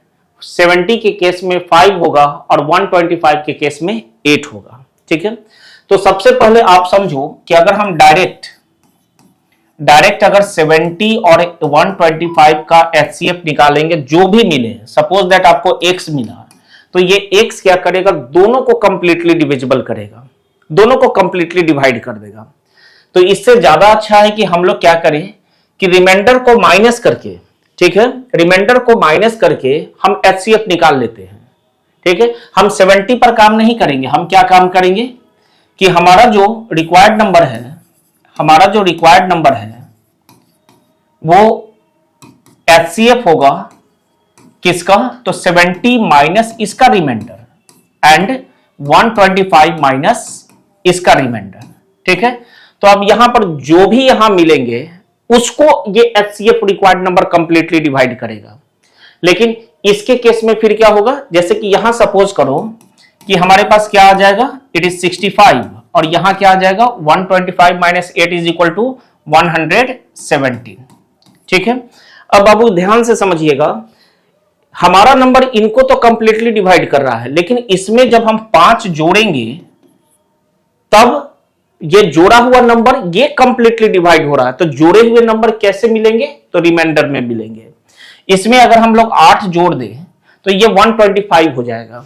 तो जोड़ा हुआ नंबर क्या मिलता है, रिमाइंडर मिलता है। तो ठीक है, तो जब हमें डिवाइड करने की जरूरत पड़ेगी, कंप्लीटली डिवाइड करने की जरूरत पड़ेगी, तो रिमाइंडर को रिस्पेक्टिव नंबर से माइनस करना है। नहीं माइनस करोगे तो वो कंप्लीटली डिविजिबल का केस आ जाएगा, आपका रिमाइंडर 0 0 आएगा। लेकिन हमें रिमाइंडर चाहिए, तो हम क्या करेंगे, रिमाइंडर्स के वैल्यू अपने गिवन नंबर से माइनस कर लेंगे, तो हमारा जो भी यहाँ एचसीएफ मिलेगा अब इनको कंप्लीटली डिवाइड करेगा। उस नंबर को ऑब्टेंड करने के लिए हमें 5 जोड़ना पड़ेगा तब 70 आएगा, और यहां पर 8 जोड़ना पड़ेगा तब 125 आ जाएगा। तो ये जोड़े हुए नंबर्स हमारे क्या मिलते हैं, तो रिमाइंडर मिलते हैं। तो ठीक है, इस तरीके से आपको यहां ध्यान रखना है। अब चलो प्राइम फैक्टराइजेशन करते हैं। 65 का हमें प्राइम फैक्टराइजेशन चाहिए, तो 13 इंटू 5, सो 5 इंटू 13, एंड 117 का हम लोग देखें तो ये 3 से कैंसिल होगा, तो चलिए कहीं पर इसको डिवाइड कर लेते हैं। तो 117 आपका 3 से डिविजिबल है, 3 3 is 9 एंड इट इज 3 9 जा एंड 13 3, ठीक है। तो ये आ जाएगा 3 स्क्वायर इंटू 13, क्लियर है। और हमें यहाँ क्या चाहिए, तो यहाँ पर एचसीएफ निकालते समय हमें कॉमन फैक्टर चाहिए, तो कॉमन फैक्टर कौन है, तो सिर्फ 13 है, तो आपका आंसर यहाँ क्या आएगा 13। तो आपका रिक्वायर्ड नंबर यहाँ 13 है, जो इन नंबर्स को तो कंप्लीटली डिवाइड कर रहा है, मतलब रिमाइंडर 0 देगा। लेकिन जैसे ही यहाँ 5 70 के लिए जोड़े, यहाँ 8 125 के लिए जोड़े, तो वो दोनों जोड़े हुए नंबर्स हमारे रिस्पेक्टिव रिमाइंडर्स मिलेंगे, ठीक है। तो इस तरीके से ऐसे क्वेश्चंस को आपको थोड़ा एनालाइज करते हुए सॉल्व करना है। अब यहां हमारा ये अगला क्वेश्चन है। इस क्वेश्चन में आप देखोगे कि हमारे पास दो नंबर्स के एचसीएफ 40 गिवन है और सेम दो नंबर्स का एलसीएम यहां पर गिवन है, जहां के अननोन है। तो ये के का वैल्यू डिमांड कर रहा है। तो यहां पर इसके लिए हम लोग क्या करते हैं, एक प्रॉपर्टी देखते हैं। ये हमारा relation between HCF and LCM करके है, ठीक है। तो हमारा एचसीएफ और एलसीएम के बीच में क्या रिलेशन है, इसको हम लोग अभी वॉच करना चाहते हैं। तो सपोज करो कि हमारे पास दो नंबर्स के एचसीएफ भी गिवन हुए और दो नंबर्स के, उन्हीं दोनों नंबर्स के एलसीएम भी गिवन है, ठीक है। Then the property is product of the numbers is equal to product of their HCF and LCM of the same number, ठीक है। नंबर्स का जो प्रोडक्ट होगा वही प्रोडक्ट बराबर होगा रिस्पेक्टिव एलसीएफ और एलसीएम के प्रोडक्ट के, ठीक है। तो याद रखिएगा इस बात को कि अगर हमारे पास दो नंबर्स हैं, ठीक है, valid only for the two numbers, ठीक है। ये वैलिड रहेगा सिर्फ प्रोडक्ट ऑफ टू नंबर्स के लिए, ठीक है। प्रोडक्ट ऑफ टू नंबर्स के लिए ये वैलिड रहेगा, टू नंबर्स।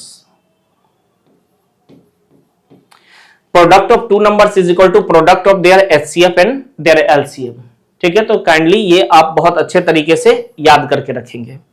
अब चलिए सेम कंसेप्ट पर हम लोग इस क्वेश्चन को सॉल्व करते हैं। तो यहां पर हमारे पास जो नंबर्स है वो है 2520 और दूसरा नंबर है 6600।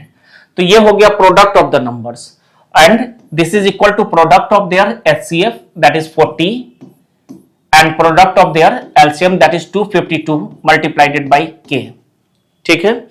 Product of the numbers is equal to product of their LCM and HCF, ठीक। तो इस तरीके से हमारे पास के का वैल्यू आ जाएगा 2520 multiplied by 6600 whole divided by 40 into 252, ठीक। ये हमारा 10 टाइम्स में कैंसल करेगा, 0 कैंसल।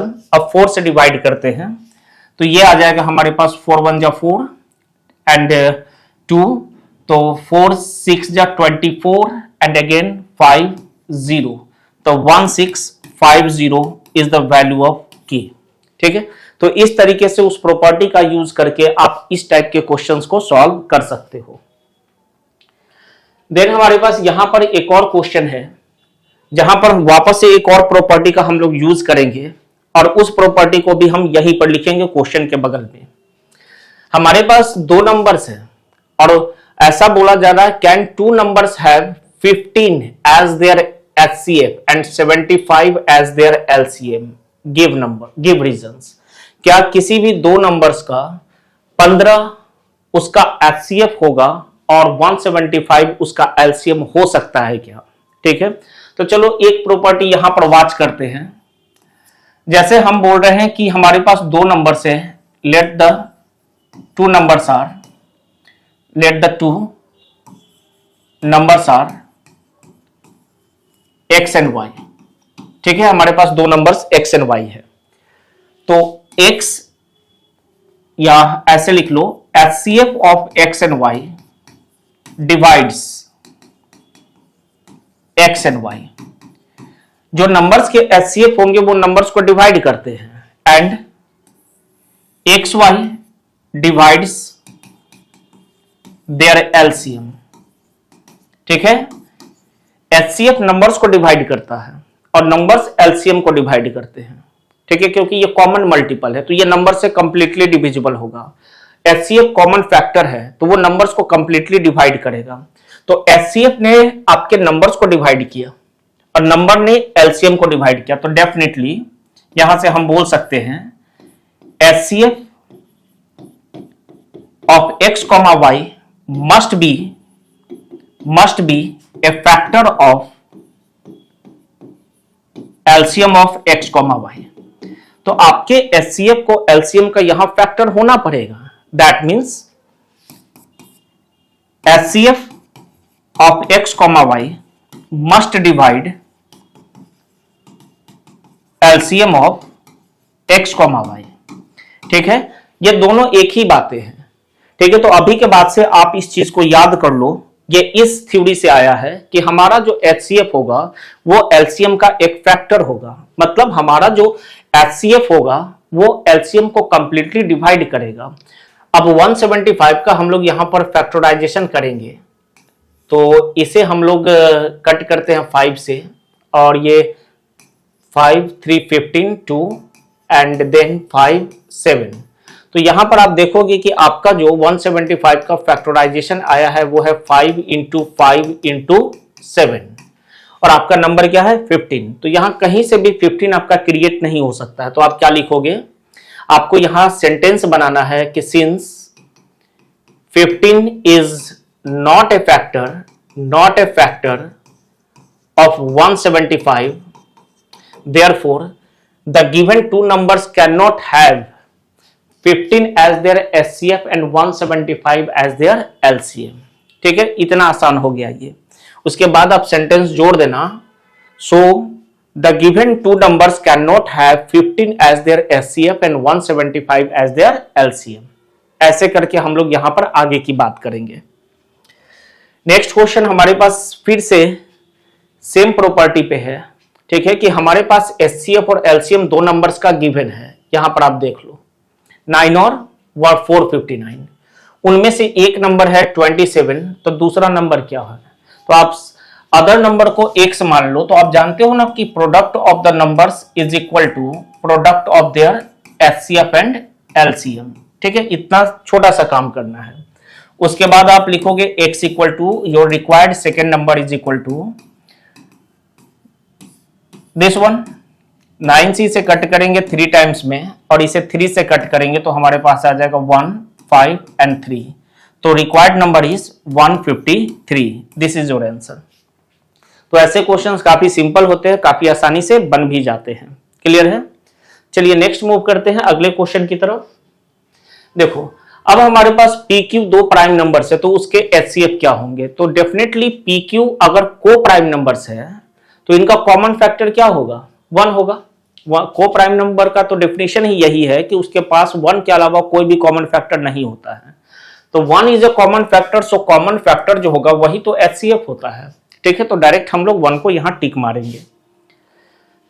अब यहां पर सेम क्वेश्चन है, वापस से आपका PQ को प्राइम नंबर से है, अब LCM पूछ रहा है। तो को प्राइम नंबर्स के पास जो डिफरेंट फैक्टर्स है वो खुद ही होते हैं। ठीक है, PQ उसका फर्दर फैक्टराइजेशन तो पॉसिबल नहीं है।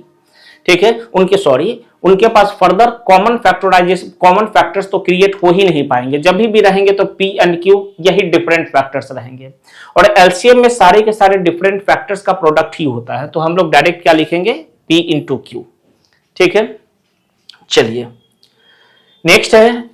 अब इस टाइप के क्वेश्चंस भी एग्जामिनेशन में आते हैं। आप देखो यहां क्या लिखा हुआ है, length breadth and height of a room are 825। मतलब रूम का हमारे पास लंबाई जो है वो 825 है, एंड ब्रेथ इसका जो है वो 675 है and then its height is equal to 450, ठीक है, 450 है। Find the longest tape that can measure the 3 dimensions of the room exactly. तो हमें सबसे छोटा टेप चाहिए, ठीक है, मेजरिंग टेप, जो कि इन तीनों लेंथ को कंप्लीटली मेजर कर जाए। कंप्लीटली मेजर करने का क्या मतलब, कंप्लीटली डिवाइड कर दे तीनों का तीनों को। तो कौन डिवाइड करता है, तो HCF डिवाइड करता है। तो वेरी सिंपल क्वेश्चन हो गया HCF का। ऐसे आप दूसरे तरीके से भी सोच सकते हो कि जो भी हमारा मेजरिंग टेप होगा वो क्या होगा, इन तीनों से छोटा होगा, ठीक है, तीनों से छोटा होगा तभी तो तीनों को मेजर कर पाएगा। अब आप बोलोगे कि 450 से बड़ा हो गया तो इस 450 को मेजर कैसे कर पाएगा, हम तो उसे फोल्ड करेंगे नहीं, ठीक है। तो दोनों तरीके से हमें यहां पता चल रहा है कि हमारा जो यहां पर रिक्वायरमेंट है वो क्या है, HCF का है। तो required length of tape is equal to HCF of 825, 675 and the third one is 450। अब इन तीनों का आप HCF निकाल दो, आपके पास इसका आंसर आ जाएगा। तो चलिए हम लोग स्टार्ट करते हैं। तो 825, ठीक है, then second is 675 and third one is 450, ठीक है। तो चलिए मूव करते हैं, यहां पर हम लोग फाइंड आउट करते हैं कि हमारा HCF क्या होगा। तो 825 5 से डिवाइड करते हैं, 5, 1, 6 एंड 5 तो 165। अगेन 5 से डिवाइड होगा, 3 एंड 3 एंड ये 3 से डिवाइड होगा तो 11। तो पहला वाला हमारे पास आ गया 3 इंटू 5 स्क्वायर इंटू 11। सेकेंड देखते हैं 675, ठीक है। तो सेकेंड वन इज 675, इसे हम 5 से फर्दर डिवाइड करते हैं, 5 1 जा 5 एंड 3 15 एंड 5, ठीक है। अगेन 5 से 5 2 10 एंड 7, ठीक है। तो ये हमारे पास आ जाएगा 3 9 एंड 3 3, ठीक है। तो ये हमारे पास आ गया 5 स्क्वायर या 3 क्यूब लिख लेते हैं, it is 3 cube into 5 square and third one is 450। तो वापस से हम लोग 450 का देख लेते हैं। तो 450 इसे शॉर्टकट में भी हम लोग बना सकते हैं, जैसे 15 से डायरेक्ट डिवाइड करिए, ये आ जाएगा 3। इसे हम लोग क्या करते हैं, 5 से डिवाइड करते हैं, 6 आ जाएगा, ये 2 3 लिख लेते हैं। 15 को क्या लिखेंगे, 15 को लिखेंगे 5 इंटू 3, ठीक है। तो ये हमारे पास आ गया 2 इंटू 3 स्क्वायर इंटू 5 स्क्वायर, ठीक है, ये हमारे पास आ जाएगा। क्लियर है। तो अब हम लोग यहां पर HCF के लिए क्या काम करेंगे, HCF of this 3 numbers is equal to 825, 675 and 450, ठीक है। सबसे पहले आपको कॉमन ढूंढना है, देखते हैं यहां 2 है बाकी सब जगह नहीं है तो ये कॉमन नहीं हुआ, 3 बाकी सब जगह लेकिन छोटा वैल्यू, ठीक है, छोटा पावर वाला। उसके बाद 5 भी तीनों जगह है सेम पावर के साथ, तो 5 स्क्वायर कर देंगे, इट इज 75। तो 75 सेंटीमीटर का अगर मेजरिंग टेप है तो ये एग्जैक्टली तीनों को मेजर कर लेगा, ठीक है। चलिए अगले क्वेश्चन की तरफ चलते हैं। तो यहां पर देखिए 3 bells toll at an interval of 9, 12 and 15 minutes. हमारे पास 3 बेल्स हैं जो कि टॉल कर रहे हैं, ठीक है। 3 bells toll at an interval, मतलब एक बेल अगर रिंग किया तो उसके अगले 9 मिनट के बाद वो रिंग करेगा, दूसरा रिंग किया तो उसके 12 मिनट के बाद रिंग करेगा, तीसरा 15 मिनट के बाद लगातार रिंग करते, मतलब 15 मिनट्स के इंटरवल पे वो रिंग करेगा। If they start tolling together, after what time they will toll next toll together? मतलब हमने तीनों बेल्स को क्या किया, स्टार्टिंग में एक साथ टॉल करा दिया, ठीक है, एक साथ इसने रिंग कर दिया, ठीक। अब ये क्या करेगा, अगले 9 मिनट के बाद, ठीक है, नेक्स्ट 9 मिनट्स के बाद ये रिंग करेगा, ठीक है, 9 मिनट्स के बाद, ठीक है, ये 9 का इंटरवल है। फिर ये क्या करेगा, अगले 9 मिनट के बाद फिर करेगा, फिर ये अगले 9 मिनट के बाद। लेकिन ये वाला जो है ये 12 मिनट के बाद रिंग करेगा, फिर ये 12 मिनट के बाद रिंग करेगा एंड सो ऑन। और ये 15 मिनट्स के बाद रिंग किया, अगला ये 15 मिनट्स के बाद फिर रिंग करेगा। तो ये कितने देर के बाद वापस से एक बार और टॉल करेंगे, एक साथ टॉल करेंगे। तो डेफिनेटली ना जो भी आपका समय निकलेगा, जैसे कि ये 27 मिनट के बाद ये टॉल कर रहा है 3 बार 27 मिनट पे, लेकिन ये 12 इंटू 2 इज 24, मतलब 27 मिनट में ये 2 ही बार टॉल किया है, और वो 15 इंटू 30 होता है, लेकिन हम 27 में ही पूछ रहे हैं, तो वो एक ही बार टॉल किया है। ठीक है, तो इस तरीके से जो अगला नंबर होगा जहां पर तीनों एक साथ टॉल करेंगे वो 9, 12 और 15 का कॉमन मल्टीपल होगा। ठीक है ना, कॉमन मल्टीपल पे मतलब वो टाइम होगा जहां पर तीनों एग्जैक्टली जाकर मिल रहे हो। ठीक है, तो मिलने वाला समय तो बड़ा हो गया, ऐसे भी सोच सकते हो। जो अगला समय आएगा वो 15, 12 और 9 से डेफिनेटली बड़ा आएगा। तो बड़े के केस में हम लोग क्या निकालते हैं, तो एलसीएम निकालते हैं। ठीक है, वैसे भी वो कॉमन समय जहां पर तीनों मिल जाए, मतलब वो तीनों का कॉमन मल्टीपल हो जाए, तो कॉमन मल्टीपल का मींस ये एलसीएम का क्वेश्चन है। तो आपको कुछ नहीं करना है, the time after which they toll together is equal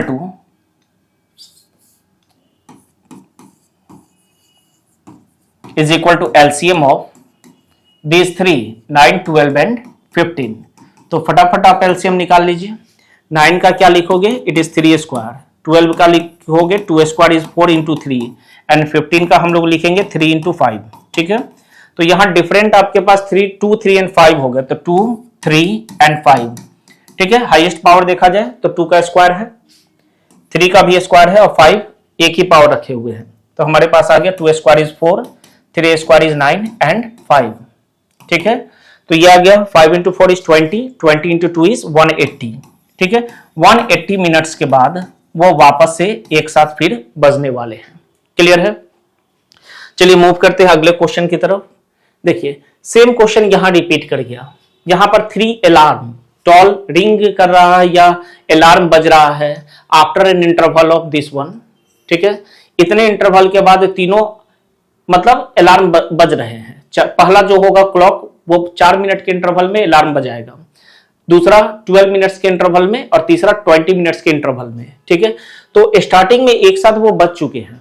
ठीक है, एक बार रिंग हो चुके हैं, तो कितने समय के बाद वो एक बार और रिंग करेंगे। ठीक है, तो definitely this is the case of, ठीक है, required time is equal to LCM of 4, 12 and 20। ठीक, तो 4 का हमारे पास आ जाएगा इट इज 2 स्क्वायर, 12 का हमारे पास आ जाएगा it is 4 into 3 that is 2 square into 3, and 20 का आ जाएगा 2 स्क्वायर 4 इंटू 5। ठीक है, तो एलसीएम क्या हो जाएगा बाबू यहाँ पर, तो it is 2 square into 3 into 5। ठीक है, तो ये आ जाएगा 4 इंटू 3 इंटू 5, 5 4 20, 20 इंटू 3 60। 60 मिनट्स के बाद वो वापस से एक साथ टॉल मतलब रिंग करेंगे। ठीक है, सो सिंपल। नेक्स्ट ये हमारे पास अगला क्वेश्चन है, और इस क्वेश्चन को थोड़ा ध्यान से समझते हैं। हमारे पास 2 क्लासेस है, एक है क्लास 10 और दूसरा है क्लास 9। क्लास 10 में जो बच्चे हैं उनका काउंटिंग 104 है। ठीक है, 104 करके है, और क्लास 9 वाले बच्चों का काउंटिंग जो है वो 96 है। ठीक है, इन ए हाउस एग्जामिनेशन, अब एग्जामिनेशन हो रहा है, the students are to be evenly seated, मतलब बराबर बराबर किसी भी एक रो में जो स्टूडेंट्स की संख्या होगी दोनों ही केसेस में बराबर होगी। मतलब एक बेंच पर 10th में 4 बैठा रहे हैं तो 9th में भी हम 4 ही बैठाएंगे। ठीक है, और अगले बेंच पर में भी हमें 4 ही बैठाना है, और लास्ट बेंच पर भी हमें 4 ही बैठाना है। ठीक है, मतलब ऐसा हमें काउंटिंग चूज करना है जहां पर अगर हम एक बेंच पर जितना बैठा रहे हैं लास्ट बेंच पर भी उतना ही बैठना चाहिए। तो यहां एक बात और बोला है कि 2 एडजेसेंट रोज जो होंगे वो सेम क्लास के नहीं होंगे, मतलब एक 10 होगा तो दूसरा 9 होगा, फिर 10 होगा तो फिर 9 होगा, इस तरीके से बोला है। Find the maximum number of parallel rose for each class and the number of students of class 9th and class 10th इन ए रो, मतलब एक रो में हम कितने बच्चों को बैठा रहे हैं वो पता करना है, और साथ में कितने रोज बनेंगे वो हमें तैयार करना है। तो मान लेते हैं कि यहां पर एक बेंच में जो हमारे पास नंबर ऑफ स्टूडेंट्स है वो x है, तो हर एक बेंच पर ये x ही रहेगा। 9th में भी एक बेंच पर आपका x ही रहेगा। तो अगर एक बेंच पर x है ठीक है, तो ये एक्स दूसरे बेंच पर भी, तीसरे बेंच पर भी, इस तरीके से लास्ट बेंच पर भी एक्स ही रहने वाला है। इसका मतलब ये एक्स क्या करेगा, 104 को कंप्लीटली डिवाइड करेगा। इसका मतलब यहां जो एक्स है वो क्या करेगा, वो 96 को भी कंप्लीटली डिवाइड करेगा। ठीक है ना, अगर कंप्लीटली डिवाइड कर देगा तभी तो हर एक बेंच पर एक्स बैठेंगे ना। अगर मान लीजिए हम बैठाते बैठाते बैठाते लास्ट बेंच पर हमारे पास 2 ही बच्चे बचे, इसका मतलब कंप्लीटली डिवीजन में 2 हमारा रिमाइंडर हो रहा है। लेकिन हमें ऐसा नहीं करना, हमें हर बेंच पर एक्स बैठाना है। मतलब एक्स आपके नंबर 104 96 को कंप्लीटली डिवाइड करेगा, तभी पॉसिबिलिटीज है कि सारे बेंच पर एक्स काउंटिंग ही रहे। ठीक है, सो यहां पर हमारे पास required number of students on each row is equal to, this is equal to completely divide करेगा। तो कौन डिवाइड करेगा, तो ये एचसीएफ डिवाइड करेगा। तो आपको निकालना है एचसीएफ ऑफ 104 एंड 96। ठीक है, तो फटाफट ये काम हम लोग कर लेते हैं। तो चलो 104 का देखते हैं। तो ये 2 5 एंड 2, ठीक है, देन 2 2 जा 4 एंड 6 एंड 2 13, ये हो गया 2 क्यूब इंटू 13। ठीक है, 104 का हमारे पास क्या आ गया, 2 cube into 13 and the second one is 96। तो 96 का देख लिया जाए। 96 का हमारे पास यहां पर आ जाएगा ये 2 4 8 2 24 अगेन 2, ये हमारे पास आ जाएगा 12 अगेन 2 6 2 3। तो 96 का बाबू हमारे पास यहां पर आ रहा है 1 2 3 4 5 2 पावर 5 मल्टीप्लाइडेड बाई 3, ये 96 का आ गया। ठीक है, तो आपका एचसीएफ यहां क्या आ जाएगा, तो साफ साफ देखिए आपके पास कॉमन क्या है, ये 2 कॉमन है। जो लोवेस्ट पावर रहेगा वो रहेगा 3। तो एक बेंच पर आपको कितने बच्चे बैठाने हैं, तो 8 बच्चे बैठाने हैं। ठीक है, अब देखते हैं find the maximum number of parallel rows, कितने रोज चाहिए। तो maximum number of rows, maximum number of rows is equal to rows in 10 class, rows in class 10 plus rows in class 9। ठीक है, 10th में हम लोग देखेंगे और 9th में देखेंगे। ठीक है, तो यहां पर 104 टोटल स्टूडेंट्स है और 8 स्टूडेंट ईच रो में है। तो total number of rows is 104 by 8 और वहां 96 बाई 8। ठीक है, तो अब यहां पर देखते हैं 104 को 8 से डिवाइड करते हैं। तो यहां पर आ जाएगा 13। ठीक है, 8 1 जा 8 2 एंड यहां पर आ जाएगा हमारे पास 1 एंड इट इज 2 12। तो हमारे पास टोटल रोज कितने आ गए, इट इज 25। ठीक है, तो ये आपका 25 यहां आंसर हो जाएगा। सिंपल। तो इस तरीके से आपको एनालाइज करते हुए, सोचते हुए आगे बढ़ना है। चलिए मूव करते हैं अगले क्वेश्चन की तरफ। अब ये बोल रहा है कि दूधनाथ हैज 2 वेसल्स। ठीक है, उसके पास 2 कंटेनर हैं। एक कंटेनर में उसका जो मिल्क है वो है 720 मिलीलीटर और दूसरा कंटेनर में जो मिल्क है वो है 405 मिलीलीटर। ठीक है, milk from these containers is poured into glasses. अब ढेर सारे ग्लासेस हैं हमारे पास, यहां से मिल्क इस ग्लास में डाला जा रहा है equal two of equal capacity, और जितने भी ग्लासेस होंगे सब में सेम कैपेसिटी डालना है टू देयर ब्रिम, मतलब टॉप तक वो भर जाएगा। Find the minimum number of glasses that can be filled. ठीक है, तो ऐसे कितने ग्लासेस भरे जाएंगे। तो बाबू देखो, आप जब वॉल्यूम का एचसीएफ या एलसीएम निकालोगे तो वो वॉल्यूम ही मिलेगा, ग्लास का भी नहीं मिल सकता, ग्लास का काउंटिंग नहीं मिलेगा। क्या मिलेगा, अगर स्टूडेंट का एलसीएम निकालोगे तो स्टूडेंट ही मिलेगा, स्टूडेंट का एचसीएफ निकालोगे तो स्टूडेंट ही मिलेगा। तो हमारे पास गिवन क्या है, तो हमारे पास गिवन है यहां पर मिल्क का वॉल्यूम दोनों जगह। तो सबसे पहले तो हमें वॉल्यूम पर ही काम करना पड़ेगा, हमें ग्लास का काउंटिंग बाद में मिलेगा। पहले अगर हम एलसीएम और एचसीएफ निकालेंगे तो हम किसका निकालेंगे, तो मिल्क के वॉल्यूम का निकालेंगे। तो मिलने वाला चीज क्या है, वॉल्यूम। ठीक है, तो हम लोग यहां एज्यूम करते हैं, let the volume of milk in each glass is equal to x millilitre.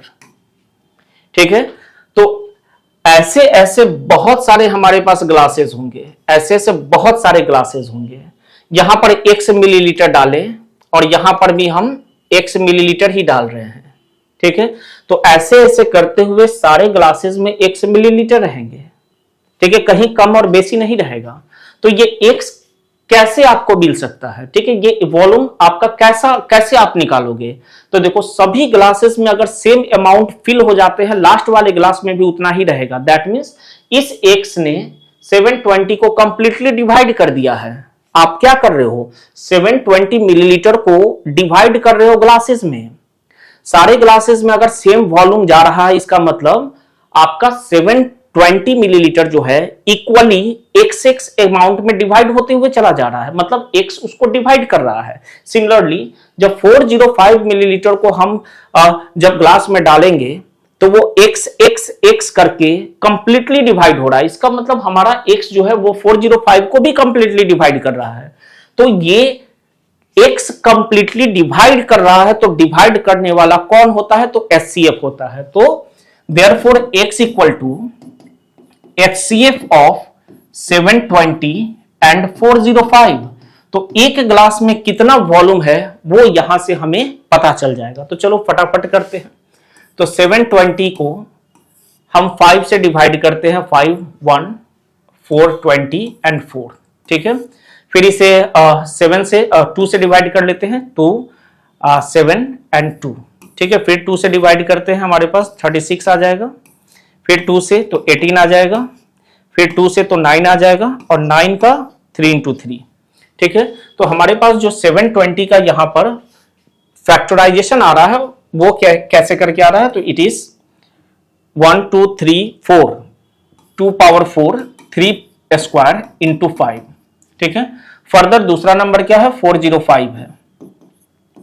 तो वापस से 5 8 1 9 एंड 9, तो इसका डायरेक्ट लिख लेते हैं। तो 405 का क्या आ गया, 3 स्क्वायर इस 3 पावर 4 मल्टीप्लाइडेड बाई 5। कॉमन ढूंढिए। आप साफ साफ देख पा रहे हो कि आपका कॉमन क्या आ रहा है, इट इज 3 स्क्वायर। छोटा पावर उठाएंगे, 5 and 5 so 5, 3 square is 9, 9 into 5 is 45 millilitre.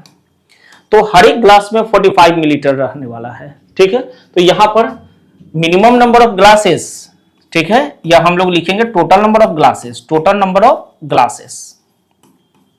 तो ये 45 मिलीलीटर का कितना ग्लास क्रिएट होगा, तो 720 डिवाइडेड बाई 45, और फिर 405 भी तो हमारा डिवाइड हो रहा है, 405 डिवाइडेड बाई 45। क्लियर है।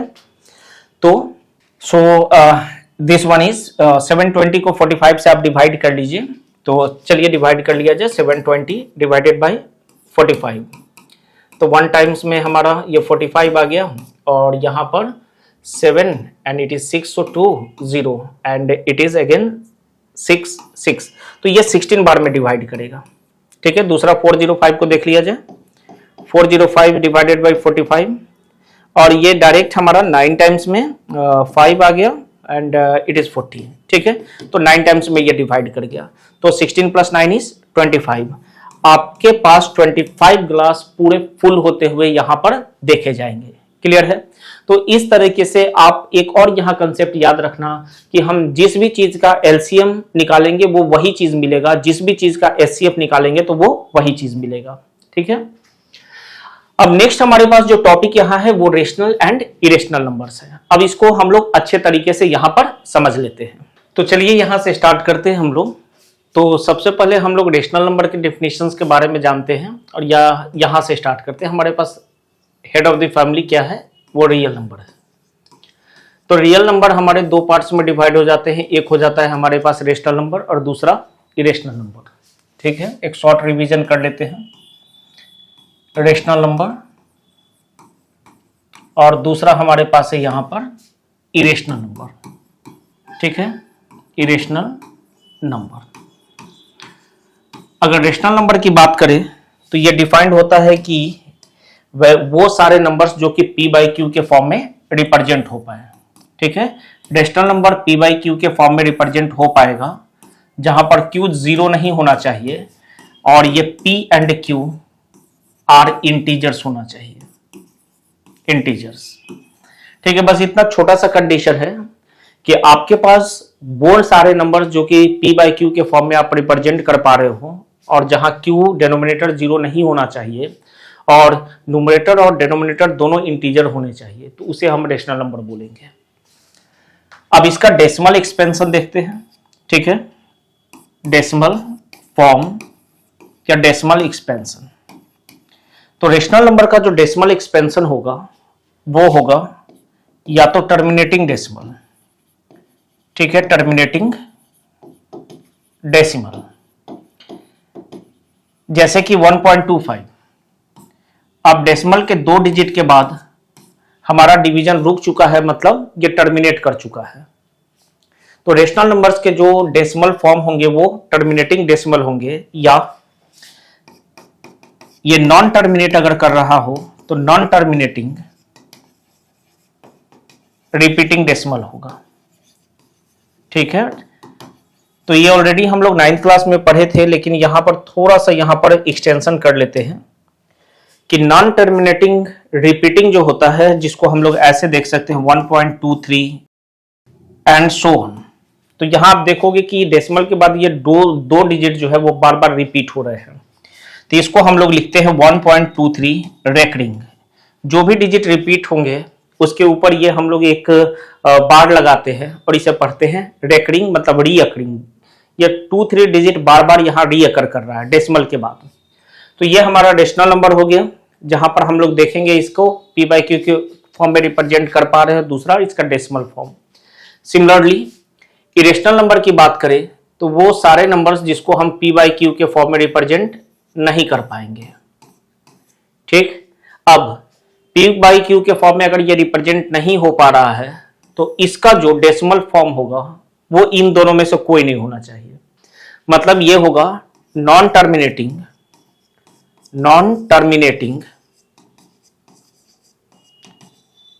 एंड नॉन रिपीटिंग, मतलब ना ही वो टर्मिनेट करेगा और ना ही वो रिपीट करेगा। एग्जाम्पल के लिए 1.01, 001, 0001 एंड सो ऑन। तो यहां आप देखोगे कि 01 फिर 2 जीरो आ गया, मतलब ये रिपीट नहीं किया, ठीक है। तो इस तरह का जो डेसिमल फॉर्म होगा वो होगा इरेशनल नंबर। एक्चुअली हमें यहाँ कॉन्सेंट्रेट करना है इस पार्ट में हमारे प्रूफ ऑफ इरेशनलिटी पे। तो एक बार और थोड़ा सा इरेशनल नंबर के कंसेप्ट के बारे में हम लोग सीख लेते हैं। जैसे इरेशनल नंबर की बात करें तो इरेशनल नंबर्स के एग्जांपल्स में क्या क्या आ सकते हैं, ठीक है। इरेशनल नंबर्स के एग्जांपल्स में क्या क्या आ सकते हैं। सबसे पहला कि स्क्वायर रूट जिसके अंदर जो एक्स या जो भी नंबर रहे, ये नंबर परफेक्ट स्क्वायर नहीं होना चाहिए, नॉट ए परफेक्ट स्क्वायर। तो स्क्वायर रूट के अंदर जो भी नंबर रहेगा उसे परफेक्ट स्क्वायर नहीं होना पड़ेगा। या हम बोल सकते हैं हमारे पास क्यूब रूट के अंदर जो भी वैल्यू रहेगा, जो भी नंबर रहेगा, उसे परफेक्ट क्यूब नहीं होना पड़ेगा, ठीक है, not a perfect cube, not a perfect cube. और तीसरा हमारे पास है ये पाई, ठीक है। तो ये पाई वैल्यू जो हम लोग 22/7 लेते हैं या 3.14 लेते हैं, ये उसका अप्रोक्सीमेटेड वैल्यू है, लेकिन पाई भी हमारा क्या है, एक रेशनल नंबर है। तो जैसे इसकी बात करते हैं तो हम यहां लिखते हैं √2, √3, √4, √5 एंड सो ऑन। तो आप देखोगे कि ये रूट के अंदर जो 2 लिखा हुआ है ये परफेक्ट स्क्वायर नहीं है, 3 भी नहीं है, लेकिन यहाँ 4 है। तो ये √4 को हम लोग 2 लिखते हैं और ये क्या है, एक रेशनल नंबर है, ये एक रेशनल नंबर है। सिमिलरली √5 में ये 5 जो है वो परफेक्ट स्क्वायर है नहीं, तो 100% ये क्या है, एक इरेशनल नंबर है। सिमिलरली क्यूब रूट की बात करें तो cube root of 2, cube root of 3, 4, 5, 6, 7 and cube root of जब 8 की बात करेंगे तो इसको हम लोग लिख सकते हैं क्यूब रूट ऑफ 2 का क्यूब।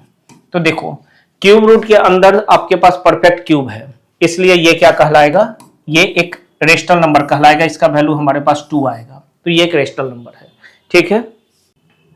अब यहां पर और भी बातें हम लोग कर लेते हैं। जैसे कि बात करें कि किसी भी रेशनल नंबर और इरेशनल नंबर का अलजेब्रिक सम और डिफरेंस, ठीक है। सिमिलरली इन दोनों का product, same rational number and irrational number का प्रोडक्ट, रेशनल नंबर और इरेशनल नंबर का डिवीजन। मतलब कभी भी हमारा रेशनल नंबर इरेशनल नंबर के साथ कंबाइन होना चाहेगा अलजेब्रिक ऑपरेशंस के साथ, तो ये हमेशा रिजल्ट देंगे एक इरेशनल नंबर का, ठीक है। ये हमारे ध्यान में रहना चाहिए, ये हमेशा रिजल्ट देंगे क्या, एक इरेशनल नंबर का। और सिमिलरली अगर हम बात करें कि एक इरेशनल नंबर के साथ एडिशन या सब्ट्रैक्शन कर रहा हो, एक इरेशनल नंबर के साथ एडिशन या सब्ट्रैक्शन कर रहा हो, या इन दोनों का प्रोडक्ट हो रहा हो, या इन दोनों का डिवीजन हो रहा हो, तो मिलने वाला जो नंबर है वो आपका रेशनल नंबर भी हो सकता है और साथ में वो इरेशनल नंबर भी हो सकता है, ठीक है। दोनों में से कुछ भी हो सकता है, ठीक है। कैसे, अब इसका एग्जांपल लेते हैं। अब तो यहां पर जैसे मान ली ऊपर वाले का एग्जांपल लेते हैं, जैसे 2 + -√3, तो ये हमेशा क्या होगा, एक इरेशनल नंबर होगा। 5 × √5 ये क्या होगा, एक इरेशनल नंबर होगा। रेशनल और इरेशनल का प्रोडक्ट हमेशा एक इरेशनल होता है। डिवीजन में भी देखेंगे तो √5/5 एक हमेशा इरेशनल नंबर होगा। लेकिन इस केस में अगर हम बात करें, जैसे एक रेशनल नंबर लेते हैं, सपोज करो कि हमारे पास रेशनल, इसके लिए हम लोग नीचे वाले पार्ट के लिए यहां बात कर रहे हैं, तो यहां पर पहला एग्जांपल है जैसे 2 + √3, ये क्या है, हमारा एक इरेशनल नंबर है। और दूसरा वाला हम लेते हैं -√3, ये भी क्या है, इरेशनल नंबर है। दोनों का डिफरेंस देखते हैं। डिफरेंस देखने में √3 और -√3 क्या हो गया, √3 और -√3 कैंसल, रिजल्ट क्या मिलेगा, 2 मिलेगा। तो 2 क्या है, एक रेशनल नंबर है। मतलब इरेशनल और इरेशनल का जो अलजेब्रिक ऑपरेशन होगा वो आपका रेशनल दे सकता है। सिमिलरली अगर हम यहां बात करें 2 + √3 और यहां बात करें -√2, तो ये मिलेगा 2 + √3 -√2, तो ये हमारे पास क्या मिलेगा, तो ये इरेशनल मिलेगा। सिमिलरली बाकी सबका एग्जांपल हम लोग देख सकते हैं।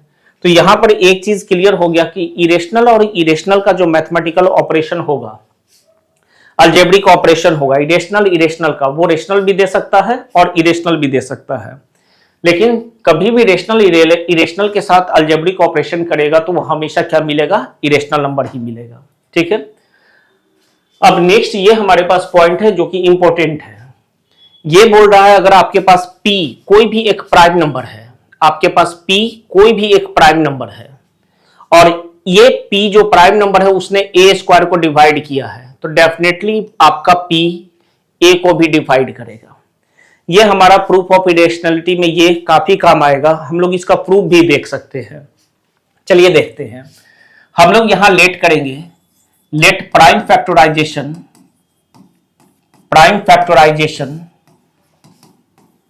Of a is equal to, इसके ढेर सारे प्राइम फैक्टर्स हम लोग यहां एज्यूम कर लेते हैं, P1 × P2 × P3 ... and Pn। तो यहां हमारे पास ये सारे प्राइम नंबर्स है, ठीक है। इसके प्राइम फैक्टराइजेशन को हमने ऐसे लिखा है, तो ये सारे प्राइम नंबर्स है।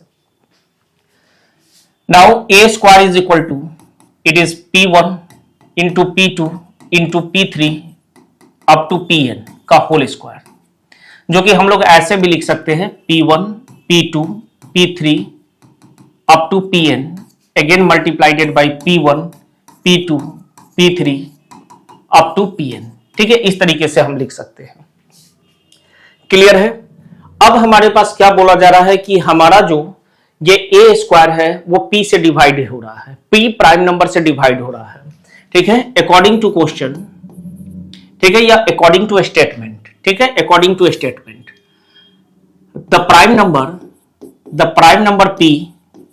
नंबर P डिवाइड्स a², ठीक है। हमारा प्राइम नंबर की क्या कर रहा है कि a² को डिवाइड कर रहा है। क्लियरली यहां से हम लोग बात करेंगे, clearly P should be the prime factor, P should be the prime factor of a²। मतलब a² का क्या होगा, अगर P एक प्राइम नंबर होकर a² को डिवाइड करा तो डेफिनेटली हमारा P a² का एक फैक्टर होगा, ठीक है। फैक्टर होने का मतलब यहां जो ए स्क्वायर का फैक्टराइजेशन है इसमें आपका पी प्रेजेंट रहेगा, therefore a square can be now written as it is P1 P2 और यहीं से हम डॉट कर लेते हैं Pn, ठीक है। और साथ में आपने क्या बोला है कि हमारा P डिवाइड कर रहा है तो P यहां पर एक फैक्टर होगा तो P को यहां पर डाल देते हैं, देन Pn। सिमिलरली इसका जो अदर है, जो इसका रिपीटेशन है यहां पर, उसके पास भी क्या प्रेजेंट रहेगा, ये P प्रेजेंट रहेगा, ठीक है। तो इस तरीके से हमारे पास P यहां पर भी क्या है, प्रेजेंट है। क्लियर हुआ ये बात। तो अब आप देखोगे कि ए स्क्वायर मतलब a इंटू ए, ऐसा हम लोग देख सकते हैं। तो that is implies a must be equal to P1 P2 having P and Pn, ठीक है। तो हमारे a के पास भी P क्या हो गया, एक प्राइम फैक्टर हो गया, ठीक है। Clearly P is a factor of a, P is a factor of a, so P divides a। और हमें यही तो प्रूव करना था कि अगर हमारा P a स्क्वायर को डिवाइड कर रहा है तो हमारा P a को भी डिवाइड करेगा। तो वेरी सिंपल, अभी के बाद से आपको ये दिमाग में रखना है कि अगर हमारा 2 जो है, सपोज करिए 2 divides P square, then definitely 2 divides P। मतलब 2 एक प्राइम नंबर होकर अगर P स्क्वायर को डिवाइड कर रहा है तो डेफिनेटली 2 क्या करेगा, वो आपके P को भी डिवाइड करेगा, ठीक है। चलिए इसका आगे यूज होता हुआ हम लोग देखेंगे। अब यहां सबसे पहला हमारे पास क्वेश्चन है कि हमें √2 को इरेशनल प्रूव करना है, ठीक है। तो √2 को इरेशनल प्रूव करना है तो इसको हम लोग कंट्राडिक्शन मेथड का यूज करके प्रूव करने वाले हैं। तो इसके लिए हम लोग क्या करते हैं कि ठीक इसका अपोजिट एज्यूम करते हैं या लेट करते हैं। तो हम लोग क्या बोलेंगे, let √2 be a rational number, ठीक है, बी ए रेशनल नंबर। हमने लेट कर लिया कि हमारा √2 क्या है, एक रेशनल नंबर है। तो हम क्या लिखेंगे, therefore √2 can be written as P upon Q।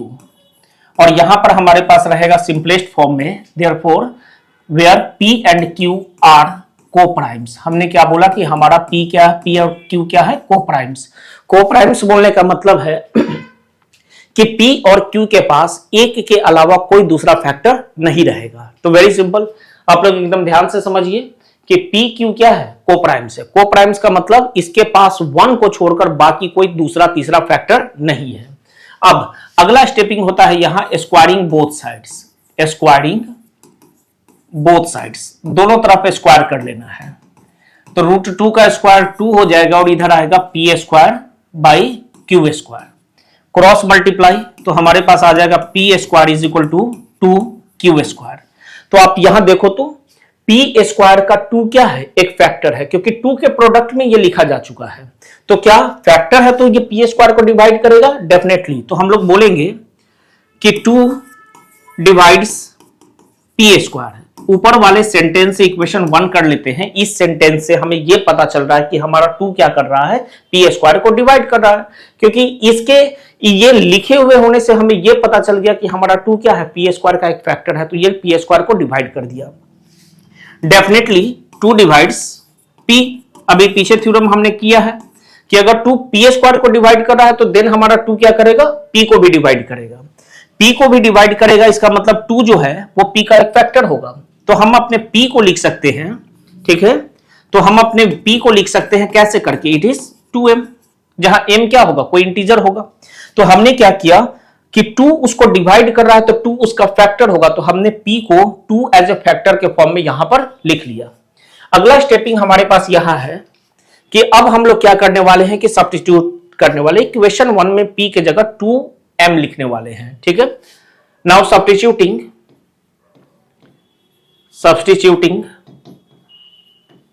P is equal to twice of m in equation 1। Equation 1 में क्या करिए, आप P के जगह 2 टाइम्स m डाल दीजिए। तो देखो आपका इक्वेशन 1 कैसे चेंज करता है। तो आप P स्क्वायर मतलब 2m का स्क्वायर लिखोगे और यहां क्या आएगा, 2Q का स्क्वायर। एक 2 के स्क्वायर को एक 2 इधर का 2 जो होगा उधर के एक 2 को कैंसिल करेगा और हमारे पास यहां क्या आ जाएगा, तो हमारे पास आ जाएगा यहां पर it is twice of m square is equal to it is q square. ठीक है, तो वापस से देखिए क्यू स्क्वायर का 2 यहां पर भी फैक्टर मिला है, तो यहां हम सीधा लिखेंगे ऑल्सो 2 डिवाइड्स क्यू स्क्वायर। 2 ने भी क्यू स्क्वायर को डिवाइड कर लिया, that is implies 2 divides Q.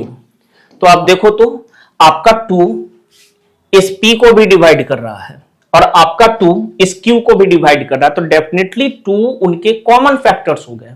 ठीक है, क्लियरली 2 इज ए कॉमन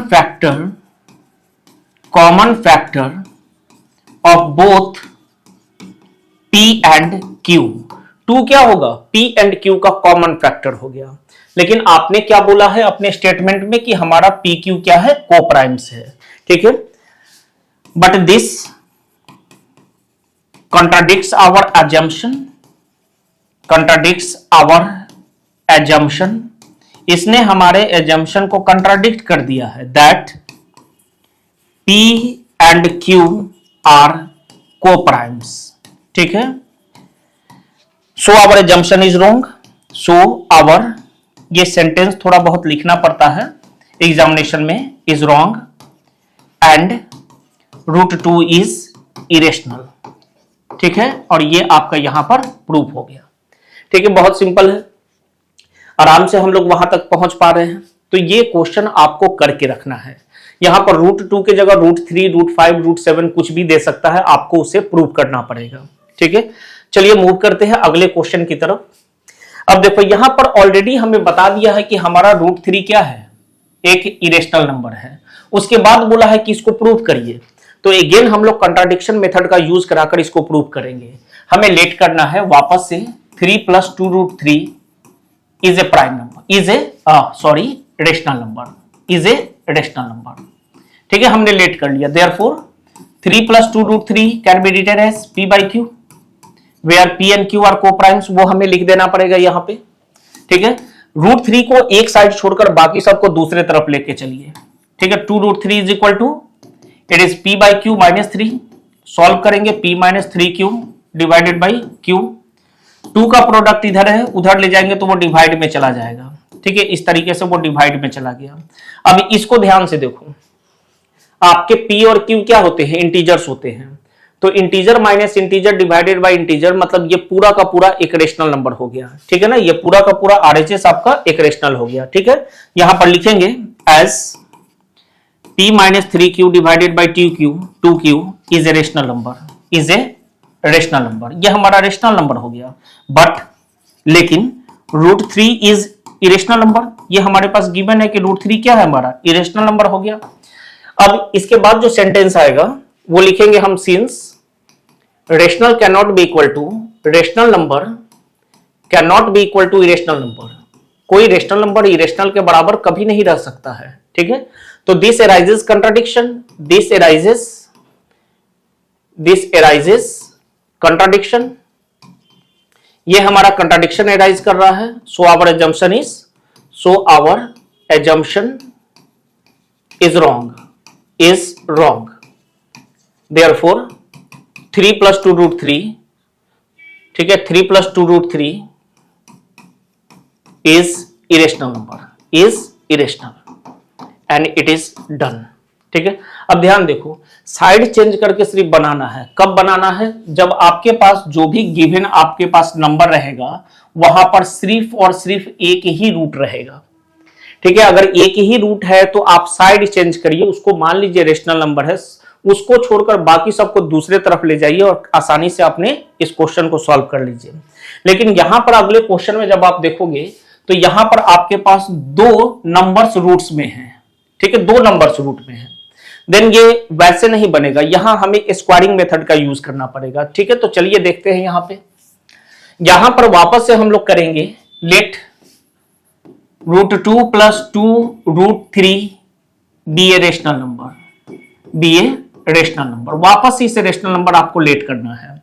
इसका मतलब अब हम क्या लिख सकते हैं, √2 + 2√3 इज इक्वल टू p/q। ठीक है, अब यहां पर आपको ध्यान, किसी एक रूट को दूसरे तरफ ले जाइए। या ऐसे भी यहां पर से भी आप काम कर सकते हो। यहां पर भी आप दोनों तरफ स्क्वायरिंग कर दीजिए। जब दो दो रूट्स प्रेजेंट होंगे या तो आप स्क्वायरिंग कर दो दोनों तरफ, या एक को दूसरे तरफ ले जाकर स्क्वायर करिए।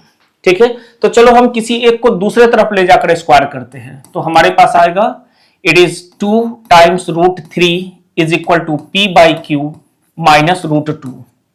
देन स्क्वायरिंग बोथ साइड्स, दोनों तरफ आपके स्क्वायरिंग करने हैं। तो ये आपके पास आ जाएगा 2√3 का स्क्वायर करेंगे तो 2 का स्क्वायर 4, √3 का स्क्वायर 3, तो 4 × 3 इज 12। यहां a माइनस बी के होल स्क्वायर पे जाएगा ये, तो आप देखो यहां पे a square plus b square and minus it is minus 2 times a into b. ठीक है, तो a इंटू बी का मतलब √2 इंटू p/q, ऐसे कर लेना है, सिंपल। अब देखो अकेला आपका √2 हो गया। ठीक है, तो आप √2 वाले टर्म को इधर ले आओ, बाकी सबको उधर ले जाइए। ठीक, तो आप क्या करोगे, यहां 2 टाइम्स √2 p/q को अकेला एक तरफ कर लो, 12 को उधर ले जाओ, तो ये -12 होगा। तो हमारे पास आ गया p²/q² माइनस 10। ठीक है, √2 को यहां अकेला छोड़िएगा, तो आपके पास आ जाएगा √2 is equal to p² minus 10 q²/q²। LCM ले लिए, बाकियों को इधर लेकर आते हैं। तो देखिए ये q ऊपर जाएगा, p नीचे आएगा, और ये 2 का प्रोडक्ट जो है वो भी नीचे आएगा। इस तरीके से 2p हो जाएगा। यहां q² से q कैंसल हो गया और हमारे पास क्या मिला, √2 is equal to p² minus 10 q² divided by 2 times pq। तो आप वापस से वही सेंटेंस बनाना। आपका RHS क्या हो गया, देखो यहां रूट कुछ भी है नहीं, p और q इंटीजर्स थे, नीचे p और q इंटीजर्स थे, तो ओवरऑल न्यूमरेटर भी इंटीजर और डिनोमिनेटर भी इंटीजर।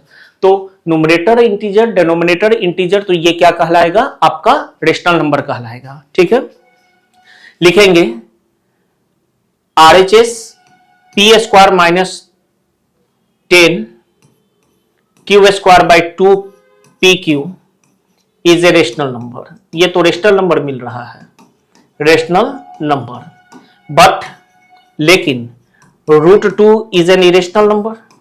√2 क्या है, एक इरेशनल नंबर है, and rational doesn't equal to, rational number doesn't equal to irrational number, और एक रेशनल नंबर इरेशनल नंबर के कभी बराबर नहीं हो सकता है। ठीक है, दिस एराइजेस कॉन्ट्राडिक्शन, ये क्या एराइज कर दिया है, कॉन्ट्राडिक्शन एराइज कर दिया है। सो आवर एजम्पशन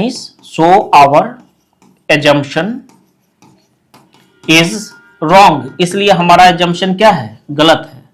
फिर क्या लिखेंगे, देयरफॉर √2 + 2√3 इज रेशनल। इसके नीचे आप इस सेंटेंस को चिपका दीजिएगा, देयरफॉर √2 + 2√3 इज इरेशनल। ये आपका प्रूफ हो गया। तो यहां पर 3 ही टाइप के क्वेश्चंस आएंगे आपके पास। एक रहेगा किसी पार्टिकुलर √2, √3, √5 को इरेशनल प्रूफ करना है, सो वी हैव। इसके बाद आपके पास जो मैथमेटिकल एक्सप्रेशन रहेगा, हमारे पास जो कॉम्बिनेशन रहेगा, वहां पर एक ही रूट में रहेगा, मतलब रेशनल और इरेशनल का कॉम्बिनेशन रहेगा। तो यहां पर आपको स्क्वायरिंग वगैरह कुछ करना नहीं है, साइड चेंज करके आसानी से आप बना सकते हो। दूसरा रहेगा हमारे पास 2 इरेशनल्स का कॉम्बिनेशन रहेगा, तो इस केस में साइड चेंज करके हम लोग स्क्वायरिंग करके इस क्वेश्चन को सॉल्व करते हैं। ठीक है, चलिए अब हमारे पास और कुछ क्वेश्चंस बचे हुए हैं। ये असर्शन रीजन का क्वेश्चन है और एक और हमारे पास असर्शन रीजन का क्वेश्चन होगा, उसके बाद ये हमारा चैप्टर कंप्लीट हो जाएगा। तो देखो असर्शन को रीड करते हैं, और यहां पर बाबू 6n नहीं है, ये 6 पावर n है। ठीक है, ये जो n है वो 6 के पावर में है, ये थोड़ा सा आप इसको देख लीजिएगा।